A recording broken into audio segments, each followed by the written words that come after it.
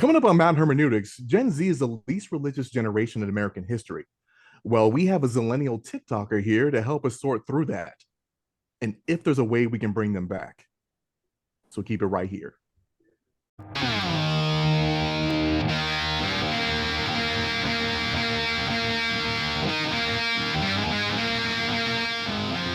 You're listening to Mount Hermeneutics, where three Marines give their perspective on God, faith, and spirituality with a heavy lean on the divine council worldview. This is not your grandma's Sunday school, nor is it always for the Christian faint of heart. Nothing about who we are or what we say make us experts. But you better believe we'll have a take, and perhaps it won't suck. Brian, no means no. I'm just kidding. We're sorry. We're sorry. Please come back. Feel attacked. Feel attacked. Well, You guys are always bullying me. Stop being wrong. I'm not. Okay. way ahead of you, man. I beat you there. hello, and I am Andre. You can hit me up at @SuperDre on Instagram. Brian, what's up? Hey, Andre. Doing good. Sorry, I just kicked the computer and it just made everything shake. Sorry. You can cut that out, Matt. It was your awesome presence. That's all it was. It was It's just just what it was. Thanks for Thanks. Yeah, we'll go with that. How you doing, Matt? I'm good, man. I'm good. Looking forward to the show. Not a lot lot's been going on this week, or this weekend. So it's been kind of quiet. My son just came back from camp. He wasn't. This was his first time to not be there as a child, but to be there as a college adult, and I'm using air quotes because we can agree that he's over 18, but he's far from an adult. So that's pretty much my story, and I'm sticking to it. But yeah, so catch me on Twitter, on X, at Matt Moore, handles in my my screen name here. So we're excited to have a guest, a Ms. Briar Bibbs. Hi, Briar. Welcome to the show. Hi. So, Briar, who are you? What do you do? Yeah. I'm a barista by occupation. Aspirations, I'm a writer. So I write mostly poetry. I've written novels here and there. Nothing published yet. I am working on self-publishing a poetry novel. And I'm a part-time college student at community college. No big deal. Just a couple of books, just a few novels here and there. Oh, and I'm Andre's daughter. Oh, hey. Yeah. So it's kind of Just tack that on there at the end. I mean, and you know my dad. right. And, yeah, you're familiar with him. So we got issues with her. Come at me. Right. So, are you also I think I have a pretty cool granddaughter that's been around for the last 3 years, right? Yeah.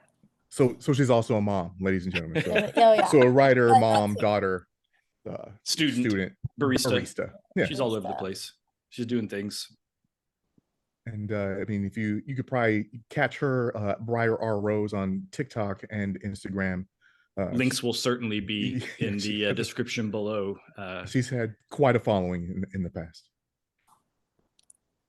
Well, cool. So, hey, Briar, thanks for being on. We've been doing this show now for a little, 3-4 months, and we try to touch on different kind of set of topics. We touch on things that are somewhat pop culture, as pop culture is mid 40-year-old, gray men could be up on pop culture, but we try to stay current on those things. And the bulk of our shows tend to have a pretty heavy religious slant. And obviously, as you can imagine, our families, our kids, our spouses come up in our conversations, and you came up as a topic of interest. And so we thought it'd be cool to have you on, and you graciously accepted. We appreciate that. So thanks for being on. But we really just kind of wanted to, if you don't care, a little bit of back and forth Q&A, just some base questions that can kind of turn into some conversation starters, and then kind of see where the conversation goes. And if you've got any questions or thoughts that you want to throw at us, I think that would be, as the Aussies say it, fair dinkum, to do a little back and forth. So that's cool. Like, we just jump into it, or did you want to kind of give a high level background of kind of what brought you through the last some 20 odd years of your existence? Or think if you just start with questions, I'll be able to narrow it down, Okay, that's fair. figure out, yeah. All right. Because if you have me going on a spiel of my past 21 years of life, Hey, we've done it. This is an open platform. I mean, Yeah, we're for sure. kind of the owners of the show, so we can kind of do what we want to do with it. And if our listeners don't like it, they can, as Brian likes to say, they can shut their holes. And they'll be banned from the I show. don't say that. Yeah, well, I've got you on record as saying it. I might have said it one time. You did apologize afterwards, but I might have taken that out of context.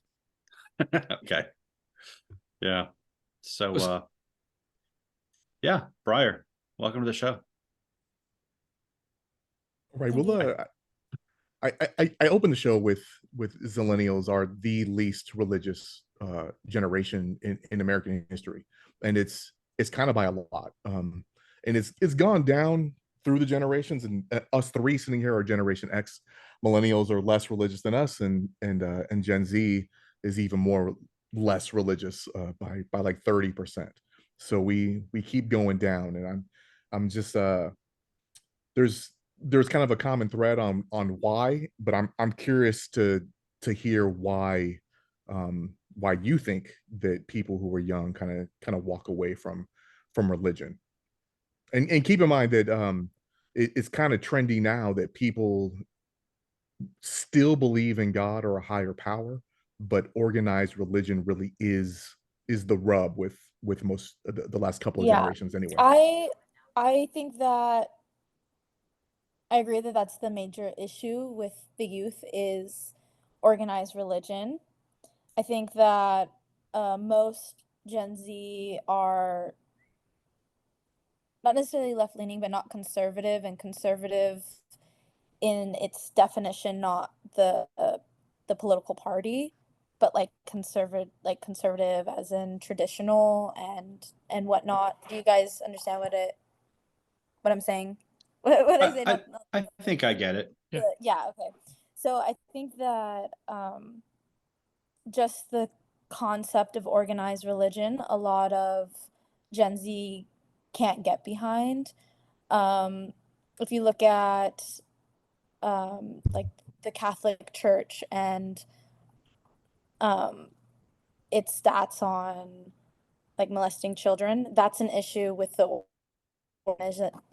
of the people in the church, not Catholicism, right? Like that's a problem with who's being put in power. And I think that where Gen Z is a little bit less constricted with how they live their life. They believe in like identity and being more free, where religion and organized religion has more of a I lost my train of thought. But so when you say they like standards, like growing up Mormon, they use the word standards a lot, like the standards of the religion, which I think that a lot of Gen Z people don't want to follow standards, if that makes sense. So when you say Gen Z doesn't get behind organized religion, is it you just don't see the value or the relevance, or is it that you're actively opposed to it? A little bit of both. I think that I don't believe necessarily in God myself, but I think that the major issue is that there's like false prophets and there's people not properly teaching the word of God, if there were to be one. And I think that that's the major issue. I think that though there are great people that I was raised with in the church, I think that a lot of the lessons I was taught are wrong. I don't want to like turn this into like a clinical theology class. So I don't want to get into like, quoting verses and that, but do you have an example of what you just said of like lessons that you think were wrong? And at a high level, you don't have to be like hyper specific, but just like at a broad level. I think lessons on marriage and like gender roles, lessons on what it is to be gay, and basically taught, oh, love gay people and you're not sinning as long as you don't act on it. I have an issue with that. I have an issue with in the Mormon religion, women can't hold the priesthood, which is like a place of power. These are all things that I wouldn't teach my own child. What else? There's lots of things. Well, that's a lot, and that's fair. Yeah, I mean, those yeah. and You know, like and I like I think, said, no, go ahead. I do think Gen Z has a lot of unwarranted hatred towards religion, like excessively. I think that there are good things about religion, and as I've like gone through this whole agnostic like journey, you know, I went through like a phase of like hating all religion and like, oh, like don't bring church around my daughter at all, blah blah blah blah. But I think that that's also on like the flip side of churches is too indoctrinating. I think removing religion from her life completely is just as indoctrinating. If that makes sense. That's an interesting point, because as you were explaining the Gen Z position on religion, it sounds like the fundamental problem is that the values that you hold toward life conflict with those taught by organized religion. So so in essence, you were growing up, you were inculcated with a set of values somehow that was in conflict with your religion, which meant you were getting them from somewhere else. Which is anyway, that's kind of a bigger topic than, I mean, I think that's the issue here, but there's probably a lot more you have to say about your own perspective, and I don't want to derail it. But we'll put a pin in that for later, guys. Yeah, I think organized religion is the number one thing, because I have kind of like what my dad was saying, that there are Gen Z people that believe in God and a higher power. Like I have friends that say they believe in God and they have like their own relationship with God, but they don't go to church because they don't agree with necessarily the lessons that are being taught at church.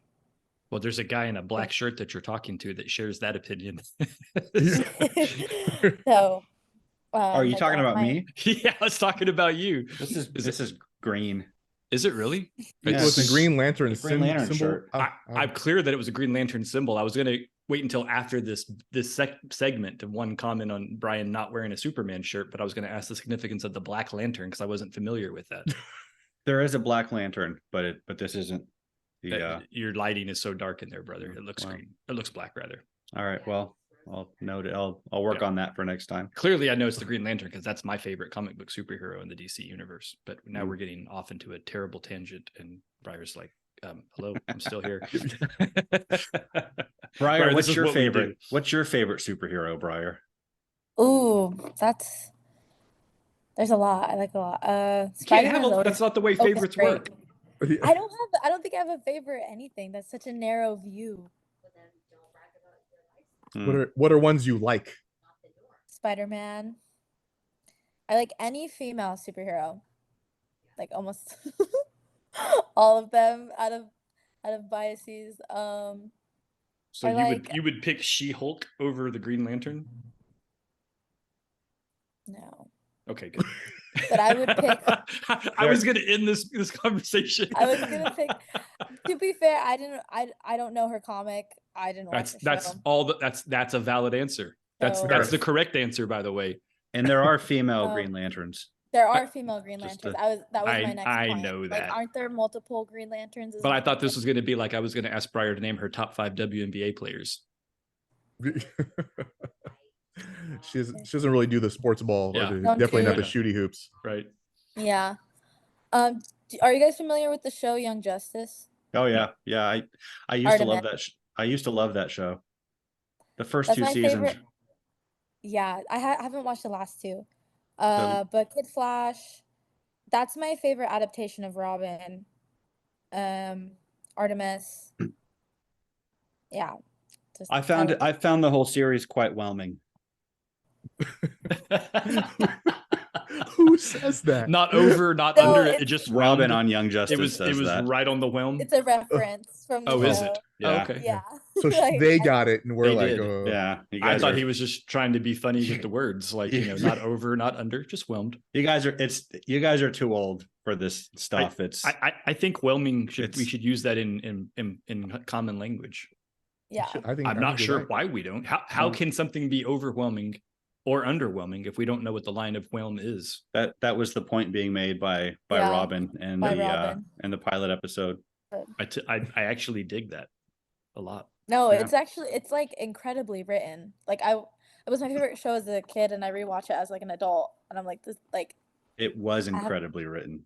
it's like incredibly written. The fact that it was canceled is a crime. No, it I think it's in its 4th season now on HBO Max. Yeah, but, it was. but was it's terrible. canceled Absolutely and terrible now. came back around. Brian is a very harsh critic when it comes to writing, so No, it really is bad. And writing of comic books, especially writing and comic comics. book adaptations.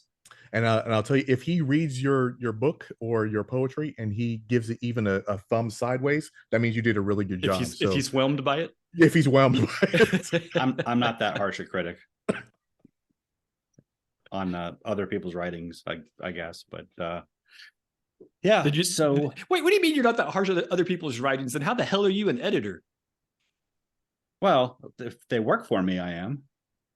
Well, If it's anyway, we're getting off topic. So Briar, tell us all your thoughts on God. All my thoughts on God. I'm just trying Isn't to that get a- us back on that's, track. that's a line to a song, isn't it? Yeah, it There's- is. Last year I took an intro to moral philosophy class. Ooh, And so my thesis paper was why there's no moral foundation in God. Huh. It's kind of controversial. So because we had a unit on whether God was real or not real.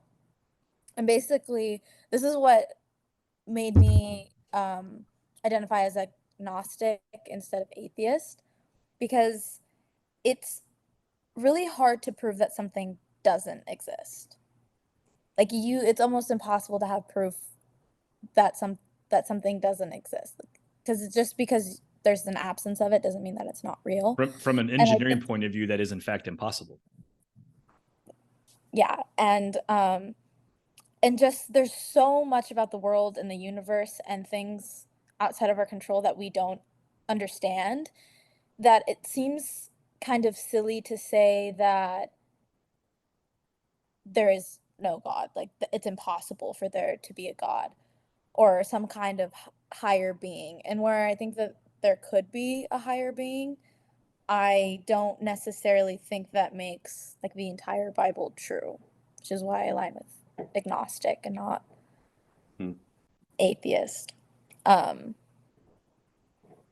mean, there's so many religions that exist, and if you look at pretty much all of them, at some point they kind of cross paths in beliefs, and that might just be our human existence trying to cope with our own understanding of existence. The three of us actually have a pretty strong theory as to why there's all that interaction and interlinking. You should listen to all of our other episodes, and and Brian's and I written a couple of blogs about it. I guess this is Yeah. where my take gets pretty controversial. I think that if God is real, he's an asshole.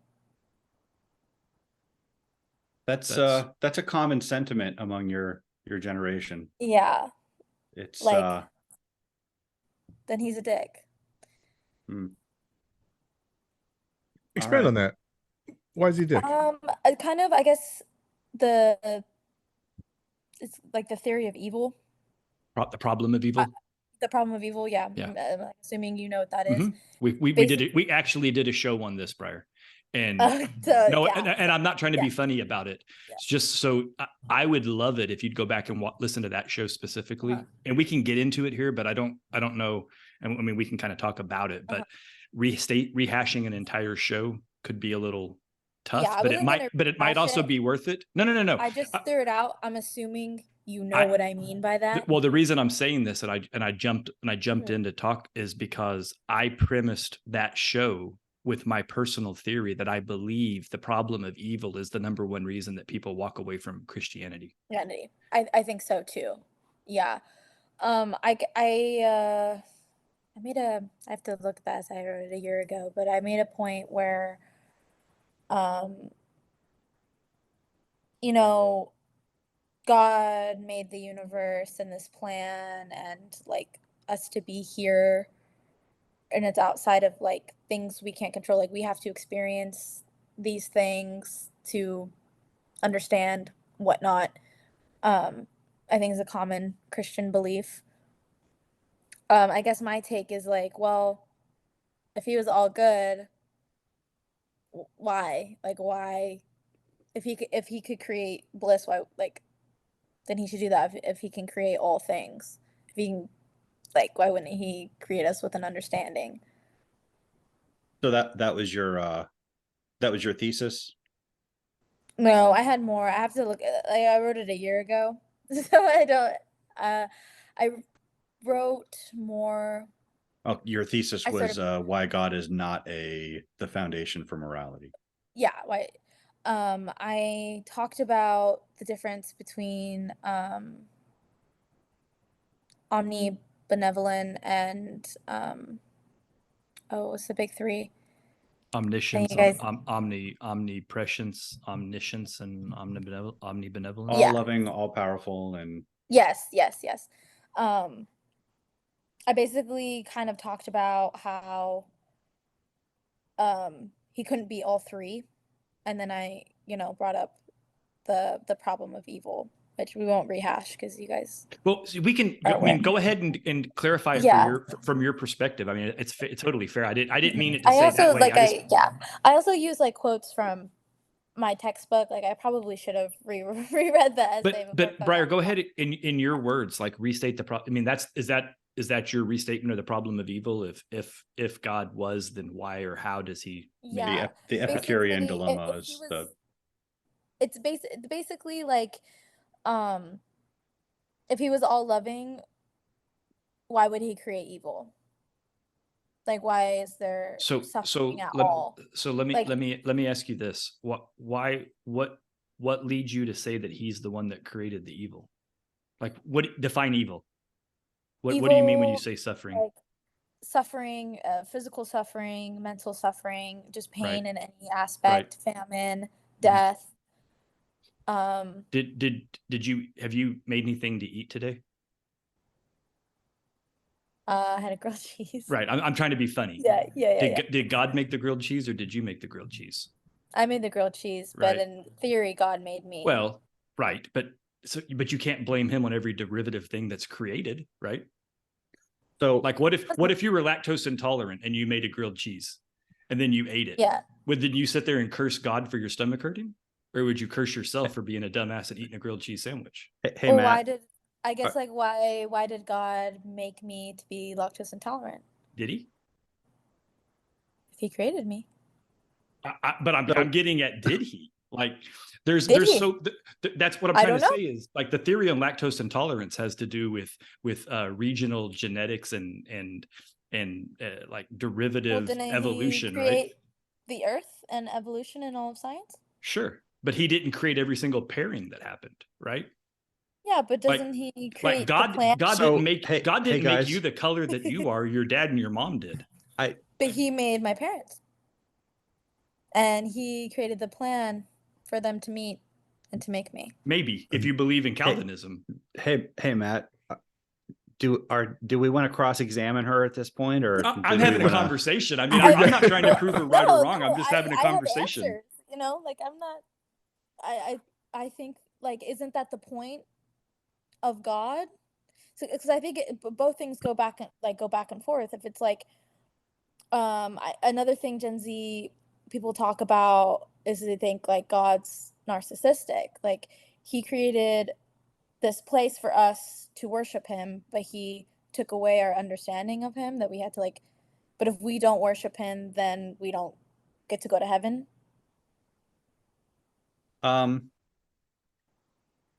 Yeah, all the stuff that you're saying, like it's Mhm. it's stuff that the three of us have heard before. I'm sure. I think it's an indictment on.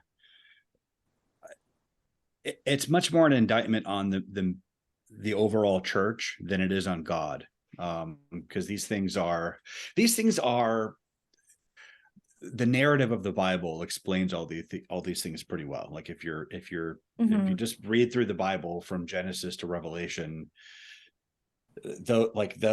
all of those difficulties and questions are resolved, like why there's evil and why God created the world the way that he did. I mean, the short answer is free will. He wanted us to be able to love, and you have to have free will to be able to love. If you have free will, it means you can make other choices that aren't loving. But this isn't the permanent state of the world. He's going to fix it. The whole point of the narrative is to remake humanity, starting with the church and culminating when Jesus returns and establishes God's kingdom on earth, and which I realize isn't,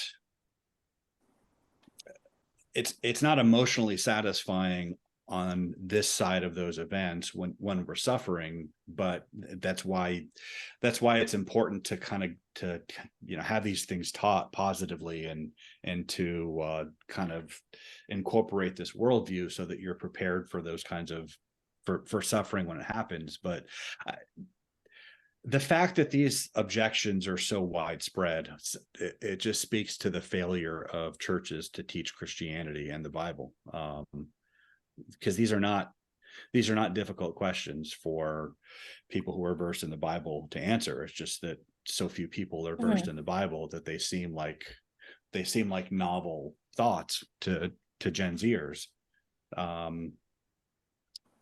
But it's they're thoughts that should have been resolved in childhood, but churches don't teach that stuff. They kind of teach this. Well, I could get on my soapbox and go all night criticizing the church, so I have to deliberately stop myself. No, that's a fair point, right? I heard a quote today that said that generationally, when things die over generations, I forget how it started, but essentially it said if things are a requirement to one generation, they sometimes become optional to the next generation. But if things are optional to a generation, they become unnecessary to the following generation, right? And I wonder, because I'm always really hesitant to blame a generation, right? Because generations, you just said it, Brian, generations only do what they were taught. Yeah. Right. Whether it was intentional or not. So if we collectively, even the fourth person here, is going to say, well, Generation Z, Generation, M, XYZ, well, that's because they learned it from previous generations. Whether it was an intentional act or not doesn't matter, right? So religion, going to church, being religious, being Christian, whatever any of those things mean, it's been slipping. It's been slowly dying generationally. And Brian, I don't disagree with your point that a lot of that is simply because the church has done such a bad job, right? I think that's probably something we can all agree on, honestly, because I'm not completely against the idea of God. I'm not completely against the what's written in the Bible, and if it's how true it is. I think that the major issue is how religion is being taught in churches, how it's being packaged and how you're consuming it. Something that I want to talk about, it was a conversation I was having with Layla's father, and how are we going to raise her, and we want to be in agreement on what she is and isn't allowed to do. So, That's you a know, so good there's, that's a good parenting start. you know, so there's no conflict there. Yeah. And, you know, we both agree we don't want to raise her to be religious. We don't want to raise her in the church. But I was like posing a question in my coffee shop I think it's either every Thursday or every Tuesday. There's a group of teen boys. They come in. It's for Young Life, and they get like white mochas and they play Uno at 7 a.m. and then they do a Bible study. And you know, I'm like asking him, what's wrong with that? You know, these kids are in a safe place. They have a community. They have a safe place, not like physically, but a safe place emotionally. They're, you know, they there's, you know, two men with them that they view as father figures, as, you know, role models. And so I'm like, what is wrong with this? You know, like if Layla comes to us and is like, this Christian girl invited me to She's church, like, right? I want a white mocha and I want to play Uno. Yeah, like are we not gonna let her go because of our opinions of the church? You know, like I don't think that is correct either. You know, I think like I want Layla to feel safe as much as possible. So Brian, first of all, I think that I get it. And I appreciate your comment that you're open to the idea of God. I think that's a slightly more mature and intelligent view than what most Well, atheists / agnostics have. So I appreciate you saying that. It took me a while to get there. So it's kind of like I went through steps, right? I think 8th grade, I gained like consciousness in my own religion. I felt like I was like woke, but like it was like the first time I was like, can I cuss on here? Do you guys care? Yeah, we're You can say Okay. whatever I you was like, want. what the fuck do I even believe in? Like genuinely, like what does it even mean to be Mormon? Like I've just been Mormon my whole life. It's just something that I've said. It's just something I've explained. But what is that? What does that mean? What do I believe in? And I didn't want to be Mormon anymore. And my mom took me to a Buddhist temple and we talked about it and all of that. And as I was entering high school, it became very difficult because now I was in a position where I didn't fit in at church because I was too bad for the church girls, but I didn't fit in my high school. I didn't fit in with the cheerleaders because I was too goody two shoes. I was too Mormon for high school, and so that became like a difficult thing for me. But then I established a relationship that I had with God at a time, and I really enjoyed religion probably around sophomore, junior year of high school. I went to girls camp and I was in the trouble girls cabin is what the other girls called us. It was my youth leaders were the party girls. They all called them sluts for wearing shorts that went above their knees. And I How was dare they? in, yeah, one girl in my cabin was lesbian, one girl was Hispanic, and then she brought her friend who was a non-member. But we all had really interest at nighttime when, you know, the lights went off and we were having girl talk, we all had really interesting conversations about our relationship with God. We're all girls that were considered too trouble for the other Mormon girls, but we all loved Jesus. So it was really fascinating to me, honestly. Um, and I think that like what's being taught in church is stripping that from young people. But then um, I sort of had to break away from that when I had my daughter because I had to mature very quickly. You know, I had to figure out what the things are that I'm going to teach her, and I'm still trying to figure that out. But You'll always be trying to figure that out, by the way. I'll always be trying to That's a fair reality. Like none but of I us have had it figured to out. I had to figure out if I was going to raise her in the church. I had to establish that. And I came to the consensus that I didn't want to because um, though there was a time that I did have a really like I enjoyed it, it brought on other issues for me. It brought on a lot of personal shame. I don't know necessarily if that's God's fault or the people that taught the religion's fault or my own fault or kind of all of it. But I came out as bisexual at 19, and the first time I ever liked a girl, I was 7. So it's not like something that was new, but it was something that I suppressed about myself. Partially, I think, at the hands of religion and what's taught about LGBTQ, and then there's my thoughts on feminism and gender roles and all of that stuff that we talked about earlier. That isn't an environment I want my daughter to be brought up in. I don't want those things to be taught to her on a daily basis. There's a lot to unpack there. Yeah. I have one starting question that I want to Mm-hmm. jump back to. So you said a couple of things that I find to be hard to reconcile. And you talked about in the 8th grade, which I'd like to dig into, by the way. You kind of asked yourself, what is it I actually believe in? Like, what does this mean? And then you kind of made a comment that you didn't like or didn't agree, or you weren't good with where you thought you were versus what you thought you believed.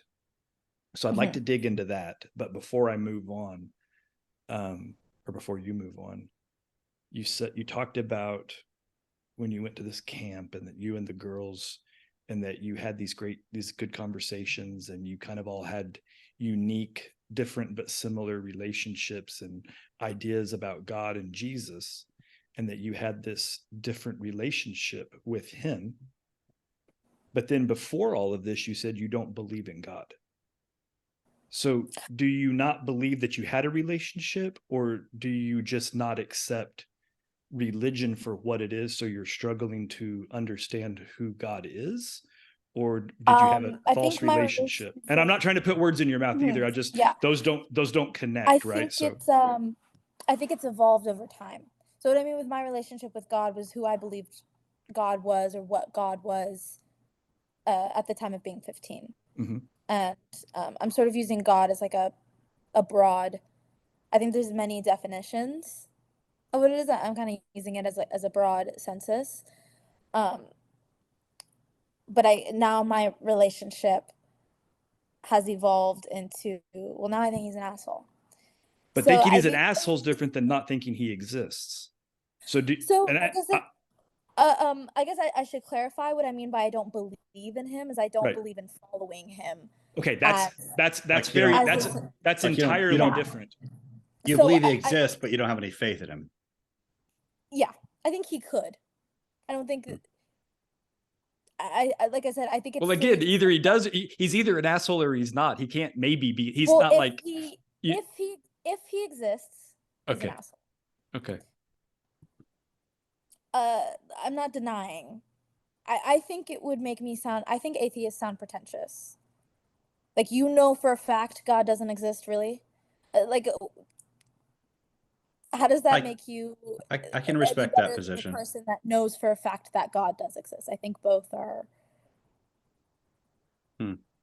like I said, it's impossible to prove that something doesn't exist. Yeah. So can we go back to the 8th grade? Yeah. Sorry, Brian. I just want to ask that one. I just want to get her to clarify that one thing. Did you have a follow-on question there that before we jump around too much? I had a couple, but I just wanted to state for the record that I'm relatively certain God exists. So I also want to point out that I found it intriguing, Briar, that you said I was in the bad girl group because there was a girl who was a lesbian and there was a Mexican. And I'm not sure that you meant that to come across that way, like she was bad because she was Mexican. I think I was kind of saying that was what the other girls were saying. Oh, because she wasn't white, like the rest of the Mormons at the camp. Gotcha. Okay. Made racist assumptions. Okay, got it. Not me. Okay, I didn't assume, so that's why I wanted to clarify that. Okay, so back to the 8th grade. Back to the 8th grade. What about it? So you said that you basically kind of had an awakening, and you were like, "What the heck do I believe in?" And then you kind of alluded to you figured it out, but you didn't like it. Could you put some? Can I ask one kind of clarifying question just to kind of provide some a little more texture here. Did you go to any like authorities in your church and kind of with any of these questions, or was this Yeah. all just internal? Yeah, she said her mom took her to the temple to deal with all To of the that. I'm sorry, I thought Yeah, I thought you had said I had I yeah, I thought you had said she took you messages. to the Buddhist temple. She She did. she did. So Oh, Yeah. she took her to that and some other things. So like, hey, if this isn't resonating with you, maybe there's something that does. oh, Or maybe you can go see that, and then you can understand better what it is that But we believe by seeing the rest of the world. And I know I'm sitting here quiet, and it's interesting because I actually know all of these stories, right. right? And I have a perspective on them that I don't even know if Briar knows that I have. So when I hear it back and I hear it in her words, you know, it's sort of tough because one of the authorities that she did not go to was her father. So it is, and perhaps that's my fault for not being a member. So the perspective on God, even though we've had tons of conversation. I mean, this is a girl that goes to seminary class at 06 in the morning. So every morning we ride in the car for at least 15-20 minutes and have those kinds of pre-talks or just talks about, you know, life in general, which I cherish and miss, by the way, young lady. Um and I think I think that maybe in my household, the fact that my children were raised in a religion that I didn't necessarily subscribe to, but supported in that way for my marriage. That maybe you know, as head of household, I wasn't the one that was come to in these situations when really, if I had interjected, means that I have the same type of questions and I've gone through the same things, and um also, you know, for at that point 20 years before she was even born, dealing with the same religious people and the same whiteness of it and the same, I have those same ills, and I think I perhaps could have took some of the edge off of that. But guys, go ahead and with your with your questions. I just want to chime in a little bit from a I think personal experience Yeah, no, I standpoint. appreciate that. Appreciate that, I Trey. think opening so Mormons, they practice something that's called testimony meeting, and it's the first Sunday of every month. People go up and they bear their testimony, which in theory is a very beautiful thing because you hear, you know, very beautifully people's faith in God. My number one issue with this is children go up, but they don't go up by themselves. They go up with their parents, and their parents whisper in their ear and tell them what to say and tell them what to believe in. And you have children just reiterating the speech of, I believe the prophet's the true prophet. I believe in the Book of Mormon. Mhm. I believe in sacrament. I believe that God is real. But those children don't believe those things. Those children are being told to say that. It, That's not it, faith. it That does it does feel indoctrinating. yeah, um it's eerie. And I think that was the first time that like I was like awake to it and I witnessed it and I was like, hold on, do I believe those things? Have I even read the Book of Mormon through? We didn't read it in our house. We didn't have like and I'm not like blaming my parents that they weren't good enough Mormons because we didn't sit down every day and read the Dre's a Book of pretty Mormon shitty Mormon. together, you know. Not a very good one. But you know, I didn't even know. I didn't know the stories of Nephi and the Lamanites. I didn't know any of that. Uh, I didn't know the structure of the church. I didn't even know how the prophet came about. Like I didn't know anything. But you know, or if I he is the prophet, right? yeah, and I claimed that all of these things are true, but I had no idea. And then freshman year, and I started seminary, we read the New Testament, and I actually love the New Testament. I actually love Jesus as like a. I just don't believe he's God, but Jesus as like a person in history, right? As a prophet, as a leader, as a religious person. I think Jesus is super cool. And I started to get really into the New Testament, and that's when I, started to redevelop this faith as I started to have my own beliefs um, that aligned with. And Jesus will do it to you every time. Like, Well, Jesus is cool. Like, who hates Jesus? Like Terrorists. As like a Gen Z, you guys are trying And to I get, don't like, even more say pop that culture, flippantly. I like, say that literally. like, like Gen Z terms, like he slays, like he eats. You probably have no idea what I'm saying, but like I actually do. I just never thought I would hear those words I put understood together the in a first one. sentence. That he eats not physically, but like he's Right. serving. Right. Huh. I think the only pop culture term I can't use properly is it's giving. It's giving. Mm-hmm. My glasses are it's giving studious. Yeah. It's giving. Yeah.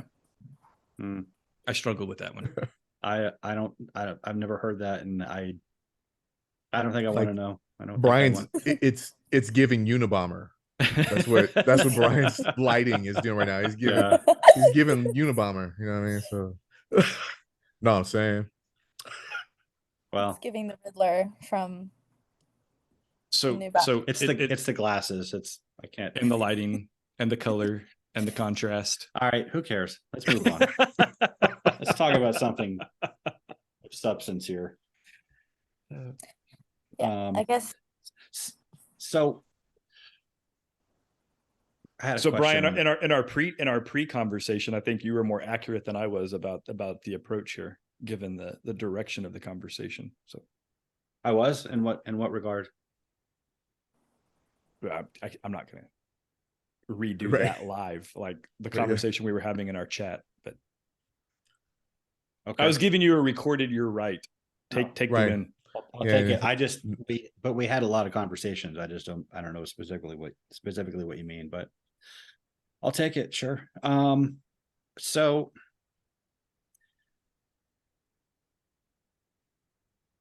I think the larger issue here is, you were talking about how religious people kind of there's shame for certain things, and that kind of pushes you away, and it kind of.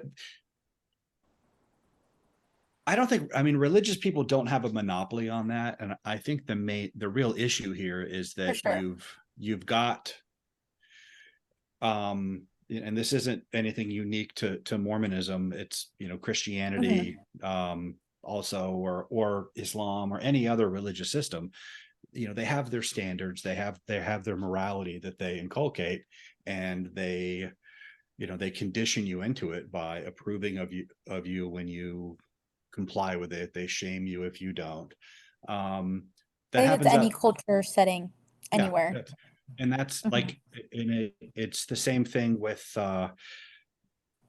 you mentioned a lot of the values that you have that conflict with what is taught in churches, the LGBT issues, feminism, gender roles, stuff like that.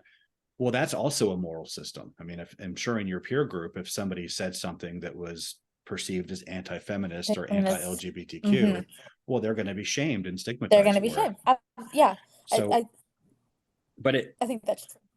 Yeah. So it's, I thought that was worth noting, because you didn't say this exactly, but it kind of fit into the pattern that you usually hear of, like, religion is bad because they shame you for this or that, but it's these people are good because they accept me but it's really just, it's the same thing. It's just that you comply with their moral standards and don't comply with the others. And right. And I think that is true in any setting you go in, right? So that's why as a person, if I'm in a group, a community where I feel shamed, I'm going to exit.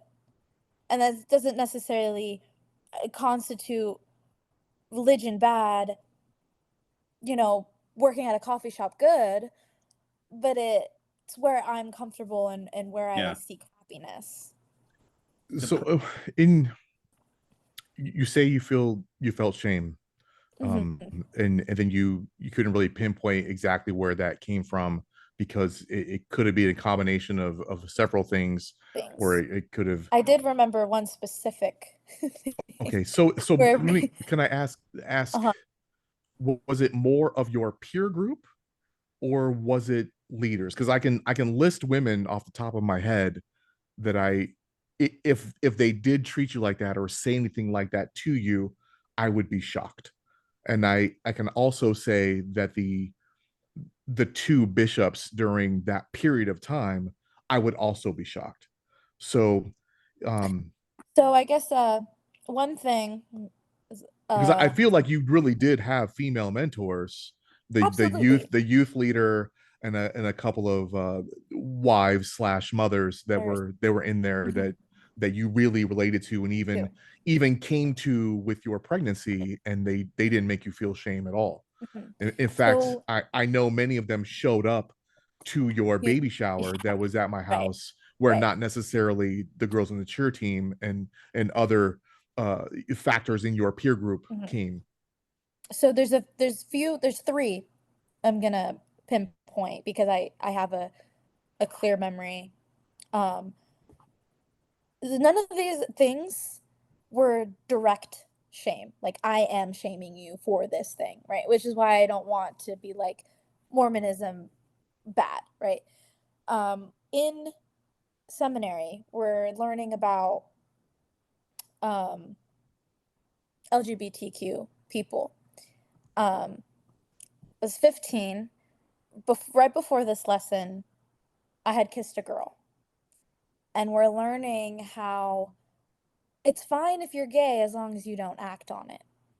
Well, I had acted on it. So I'm like, now I'm a sinner. Now I'm bad. Now, and it wasn't like my seminary teacher pointed at me and is like, you're a sinner, right? So the shame doesn't come direct, but it is something that was brought upon me in just learning lessons. And I'm not going to raise my hand. I'm not going to, be like, oh, but I kissed a girl, right? Because then I have my own anxiety, my own worries about what they're going to think of me. And then before that, when I was 14, we're learning about lust and all of those things. And I went to one of my teachers in tears, like, oh, I love this boy. I love him. Like I want to do these things with him. And she was like, well, then it can wait till marriage. And again, it wasn't like you're bad because you feel this way, but I guess in the passive learning um of the appropriate times to, and now I have my own, I've gone through many hoops of celibacy and if you should wait till marriage, and we've had our own conversations in the car about that. Um, and then another, but it was just something that shame what I felt. It was a feeling that I had. And then So another thing was when I was pregnant. I got pregnant at 17. Um, when Layla's dad actually got baptized for me so that we could get married. Um, Now he's totally atheist, hates organized religion, so I think that's kind of funny. But they celebrated the pregnancy was he with raised in the church or Catholic or his grandma's Catholic, but he never went to church. okay, So like his family is Catholic, but he didn't but have any he's ties not. to religion. Okay. And He was never confirmed. yeah, and he loved me. So he was like, if this is important to her, then it's important to me, which is a great quality, I think, in someone when you talk about marriage. Um, but and they celebrated it, right, with open arms, like, oh, we're bringing a baby. And then their follow-up question was, when are you getting married? Well, you can't bring a baby into this world if you're not married. And I was like, can I graduate high school first? Like, I have a game I have to go cheer at this Saturday. Like, like I'm not ready to be married. And at the time, his parents were going through a divorce, and he wasn't going to be able to live with his parents anymore. And so the plan was he was going to move in with us so he could be with his daughter and have a safe place to live. And the bishop told me no, that we couldn't live together if we weren't married, and I wouldn't be able to finish my repentance process until we got married. And I was like, well, what about Gabriel's repentance process? And he was like, this was the two-man job. I didn't impregnate myself. And he's like, well, he just got baptized, so all his sins are washed clean, which I just think is just silly to me. He didn't have any repentance process because he got baptized, and I wasn't allowed to take the sacrament or teach or do anything till we got married. And I think in that case he was trying to prevent him From further because he sin. did so he did get baptized, which did fulfill his repentance process, and that if he had moved into you, he would have had to start over in that thing. Right. So that's sound advice, and it wasn't a masculine feminine thing from the bishop on that front. But I think I get, if I was going to empathize, I think, Briar, what you're saying is you found the whole situation to be, they're like, well, you can't bring a child, and you're like, well, we already did, so now what? And they're like, well, you got to get married. You're like, well, I got to do this wicked stunt at the game on Friday, so like I kind of got to practice that, and we're going to do that in a minute. And they're like, yeah, no, you can't. And you're like, well, what am I supposed to do, right? Like, I can see that being a challenge, because and you're trying to.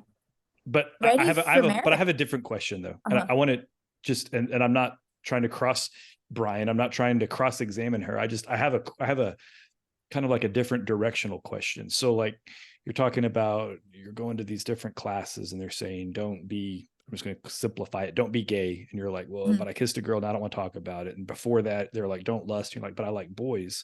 What if they said like, don't do drugs? And you're like, man, I just mainlined heroin. I was going to go there too. That was my next. Yeah, that's kind of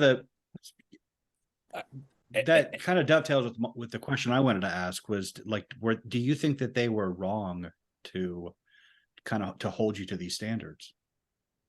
And not don't focus on the don't be gay. Let's just talk about the lust, right? Because lust is broad, right? So lust is gender inclusive. So by not acting on gay is not acting on lust. Right. Right. Well, yeah, and just, which speaks to the general question: were they wrong to hold you to the standards of the organization? In some ways, no. I think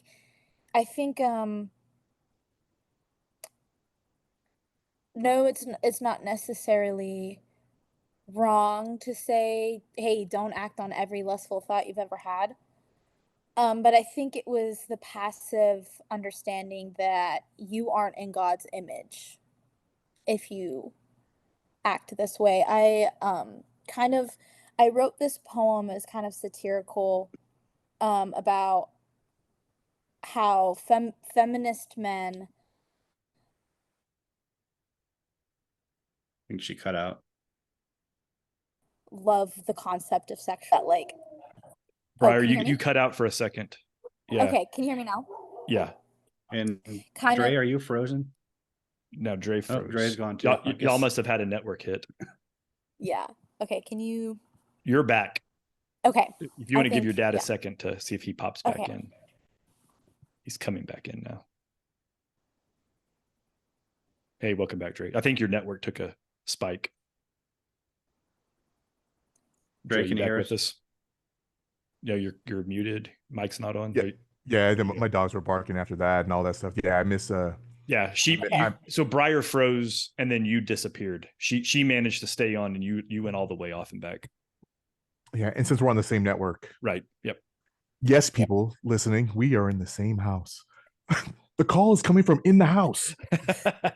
That's a great movie, right? It doesn't work in nowadays, right? Right. Because how does that happen? Like, right? Yeah. Sorry, Briar. So you were saying something about feminist men, I think is what you said, and then God smited your network to shut you up. No, I'm kidding. I put it in air quotes because I don't really think that they're feminists at all. Right. Right. So it's like I think like the line in the poem is like how welcoming feminist men are to their beds. right? And this whole idea that like sexual liberation is like this feminist ideology when it doesn't serve women at all to be sexually explicit. That's interesting. I think you're onto something there. And I could talk about this topic in circles because I could talk about the good things about it and I could talk about the bad things. So it's like when I, left religion, I'm like, oh, I get to be, explore this. There's this no side rules, of- right? there's no All the rules. controls are off. Yeah. And then I, stumbled upon my own issues with it and where it brings. You've run a pretty tight circle in 21 years. I've done a lot of deconstructing and evolving in the past 3 years, and that's due to my daughter, I think. I was just I've drunk. been- By your point in your life, I was just drunk a lot. So if that makes you feel any better. Yeah. Yeah, I, sometimes, not when she's around. Maybe Child like services is not listening. Not You this know. podcast. The child is in a safe environment, I assure you. So the it seems, we're talking about this as a generational trend. I think the broader issue is that this kind of speaks to why the church is dying in general. It used to be that just by default, people got their values and their worldview from church. That was, even if they didn't believe, that was still kind of the center of the community. The de facto kind of starting Right. point was church. Yeah. Yeah. And the main vehicle for doing that was telling stories from the Bible. People would gather once a week to, your next door neighbors, your extended family, everybody would converge on this one building that kind of served as the kind of the town hall. You'd hear these stories, and the year was punctuated by certain stories, but you all had that shared story that the civilization was built on. Like every civilization has its national epic or its religious narrative that serves as the national epic. Like there's the Bible for the Jews and the early Christians in England, and there's the Mahabharata and the Ramayana in India, and so on and so forth. I mean, every civilization has their national epic. Ours was the Bible, along with all of the stuff about American history and the matter of Britain. But we would get our values from that story. And that was kind of the main role of the church. The storytelling was kind of a sacred occupation for all of history until like 5 minutes ago, when we invented mass communication. And then people started gathering around the radios for stories, and then TVs and movies. And now we're kind of saturated with all of these different stories.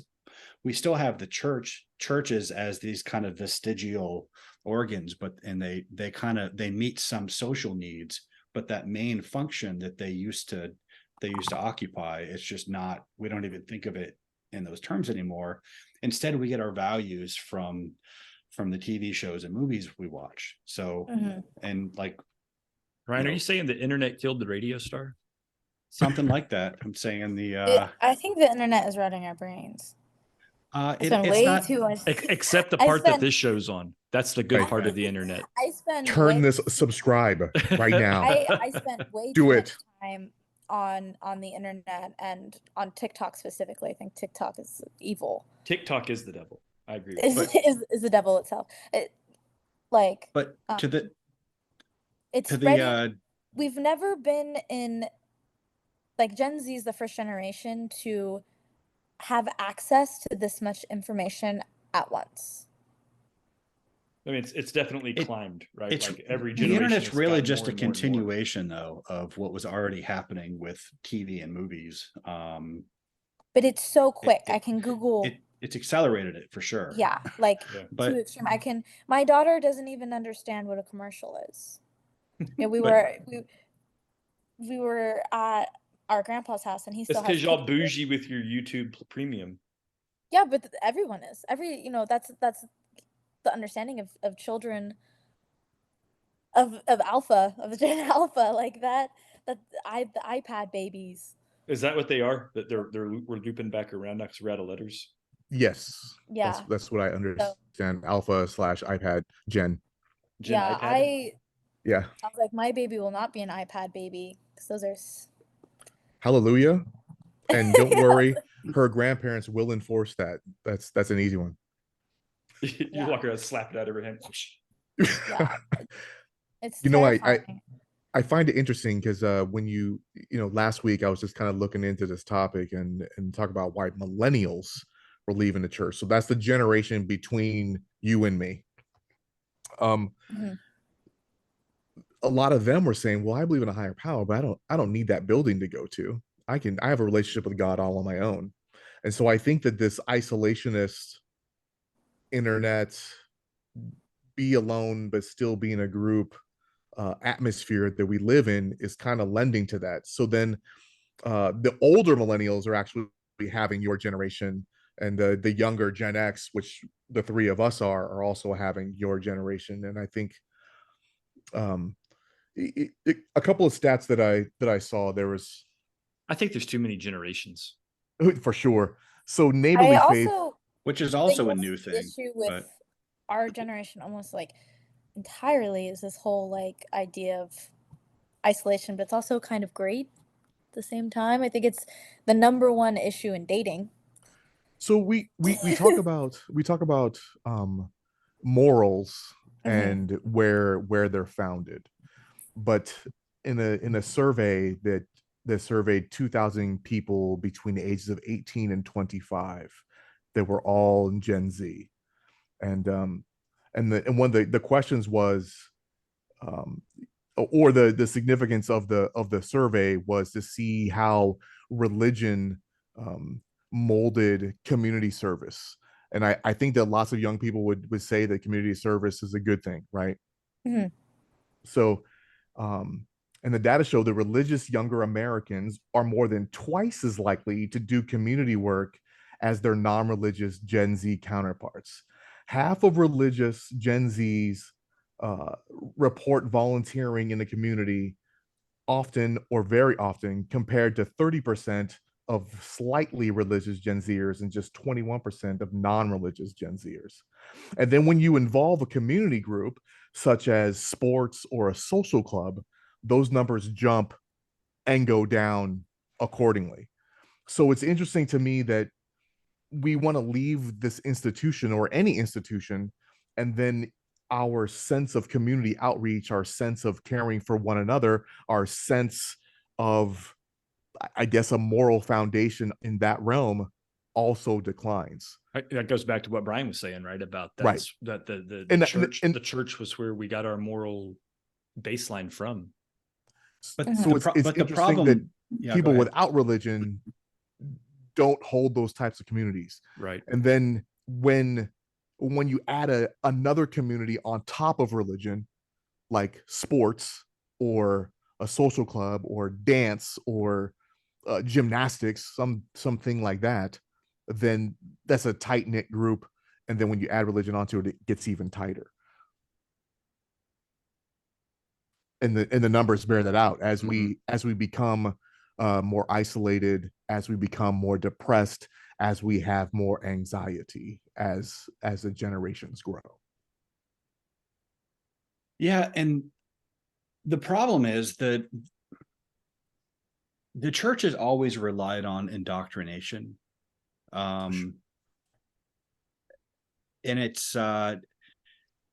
it can't compete with Netflix or network television or all the other places people are getting their values, because it's just not as effective. A Sunday morning sermon, an hour a week is not an effective way to indoctrinate people. But that shouldn't even, it is boring. But that shouldn't even be the method anyway. It's supposed to be, it's supposed to be about, you get a new nature. It's supposed to transform you internally, so that you have God's nature. That's what church is for. But if you look at the early church, how Christianity spread, they made the case for it. They explained why it's true, why people should believe it. There's a number of verses I've collected in a couple of blog articles of from the book of Acts, where it says they went into the synagogues and they argued, and they made the case, they persuaded, they debated, they convinced of the resurrection of Jesus and that Jesus was the Messiah. And you saw this process of people being persuaded of the literal factual truth of it. Then they put their faith in it, and then they were transformed. They understood why it mattered. Today people go to church to get their social needs met, and they kind of have this weak indoctrination of these values, where it's I don't know if it was ever explained why premarital sex is a no-no, or why you shouldn't look at people lustfully, or the underlying reasons for the conservative Christian views on sexuality. I don't often see it explained. It's usually just the Bible says this, therefore that's all there is to it. But the case isn't made for it. It's just sort of, these are the standards that you have to comply with to be in our group. And then the social needs are not met. Right on top of that. So I'm going to this place to get my social needs.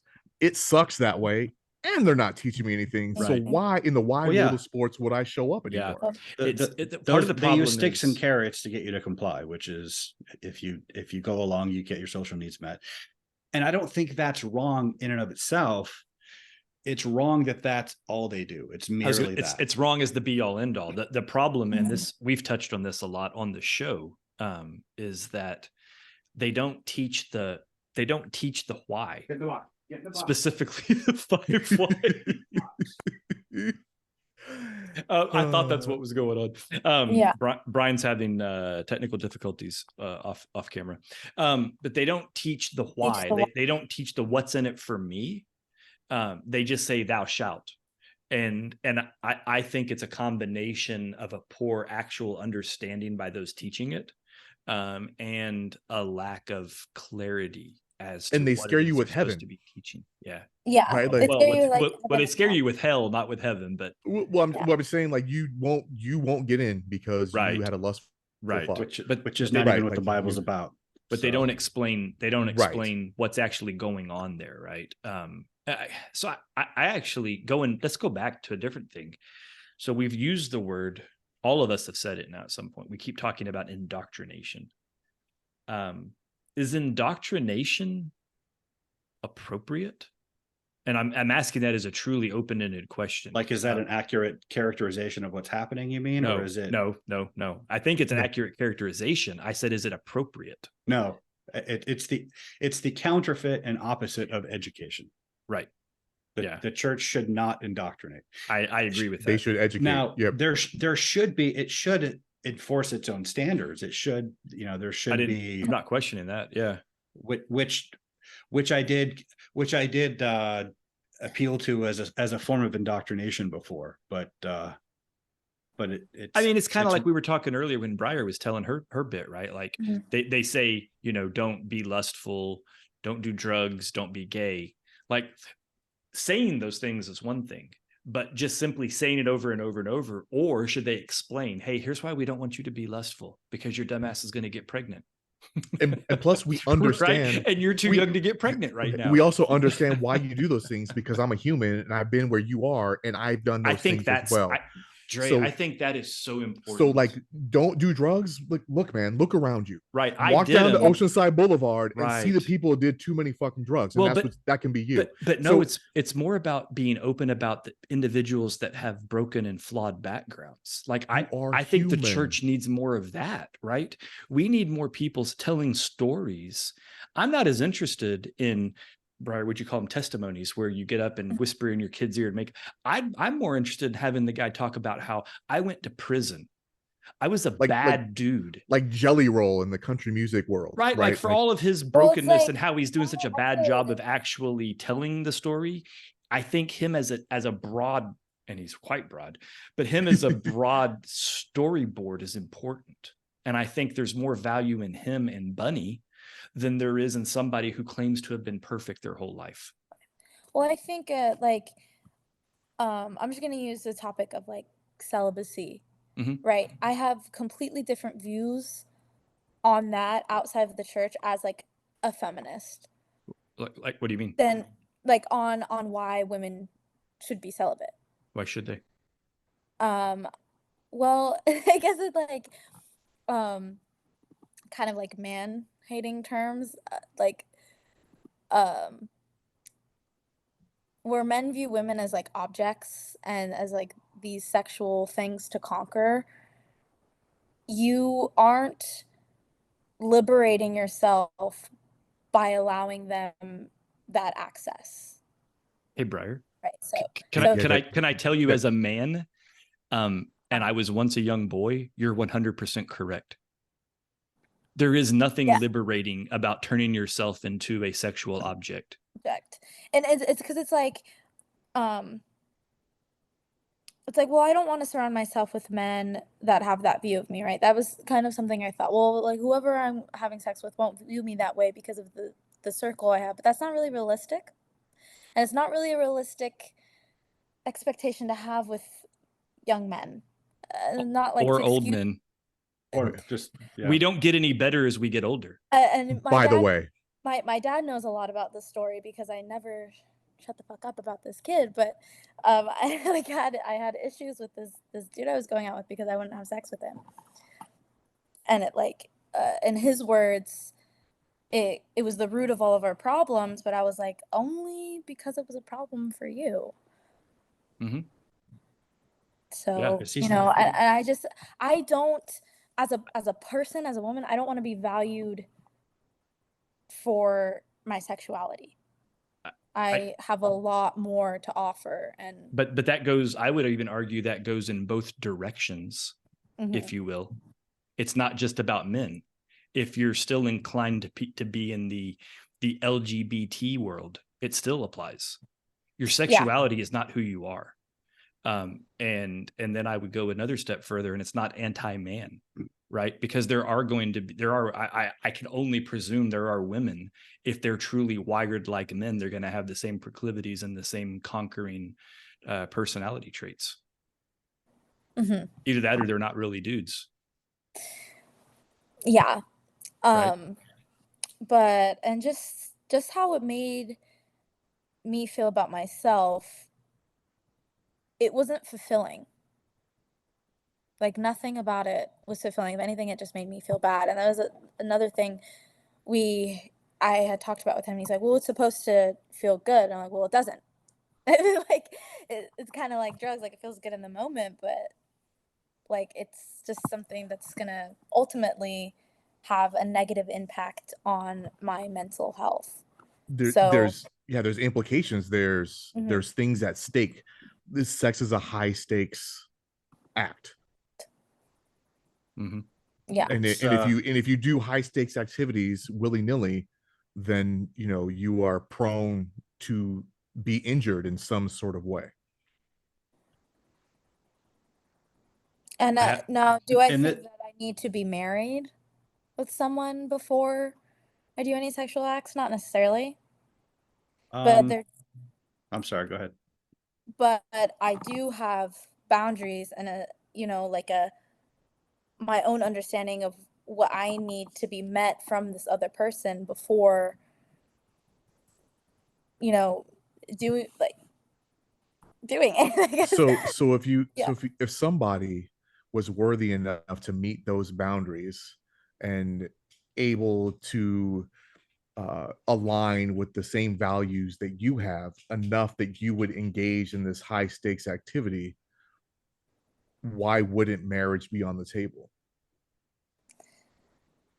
Well, I also have my other views on marriage, but which we had a show about also, but yeah, but I also those things don't necessarily align with marriage, right? We're commitment on like any level, right?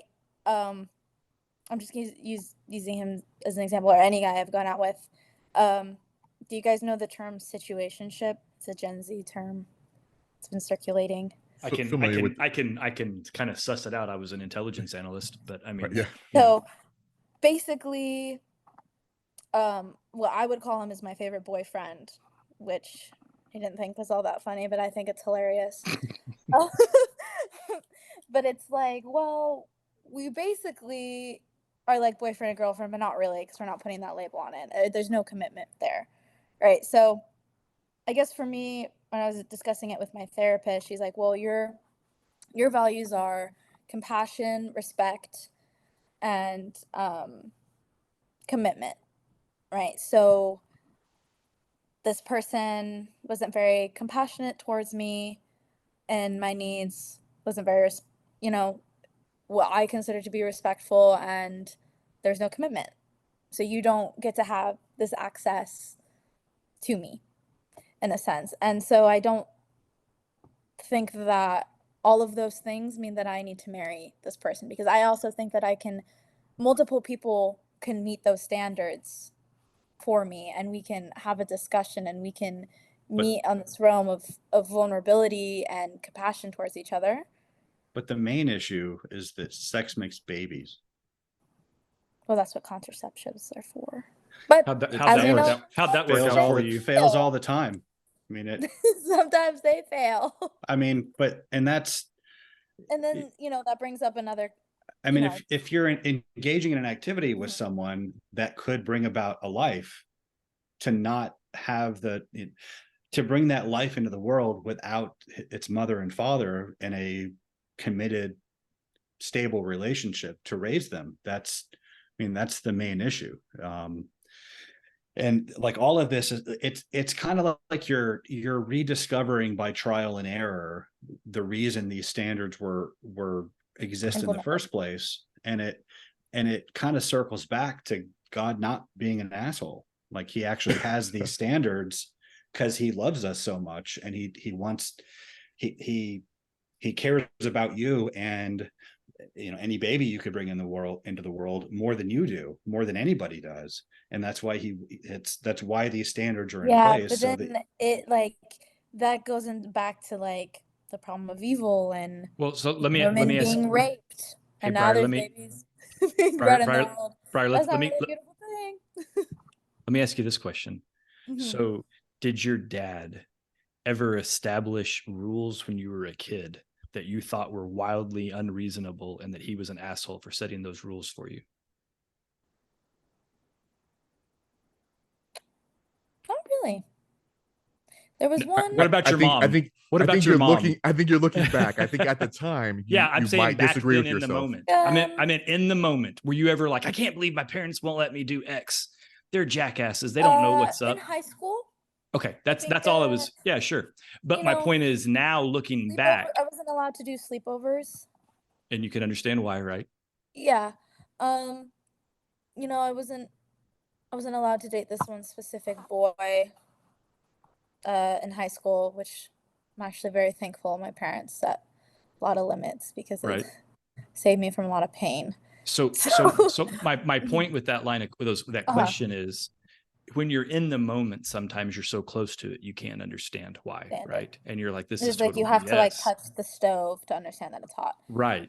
And so is it not possible that what you and Brian were just discussing is the same thing with the rules that God has assumably put in place for us? That you specifically, we broadly aren't enlightened enough to maybe see why all of it, but that doesn't mean that it's bad. And then getting back to the problem of evil, like there's a whole different conversation that we haven't touched on with regards to free will, and whether or not we have the choice to make our own decisions, or if we're following a programmed play that God wrote out for us. And my opinion is that most people that are just hung up on the problem of evil don't accept the concept of free will. And I think that's something to kind of think about and chew on. It goes back to, I'm trying to remember, there was like it was discussed in the textbook that we read, right? It's like, well, God created free will, right? If he created all things, he created free will in the aspects of that.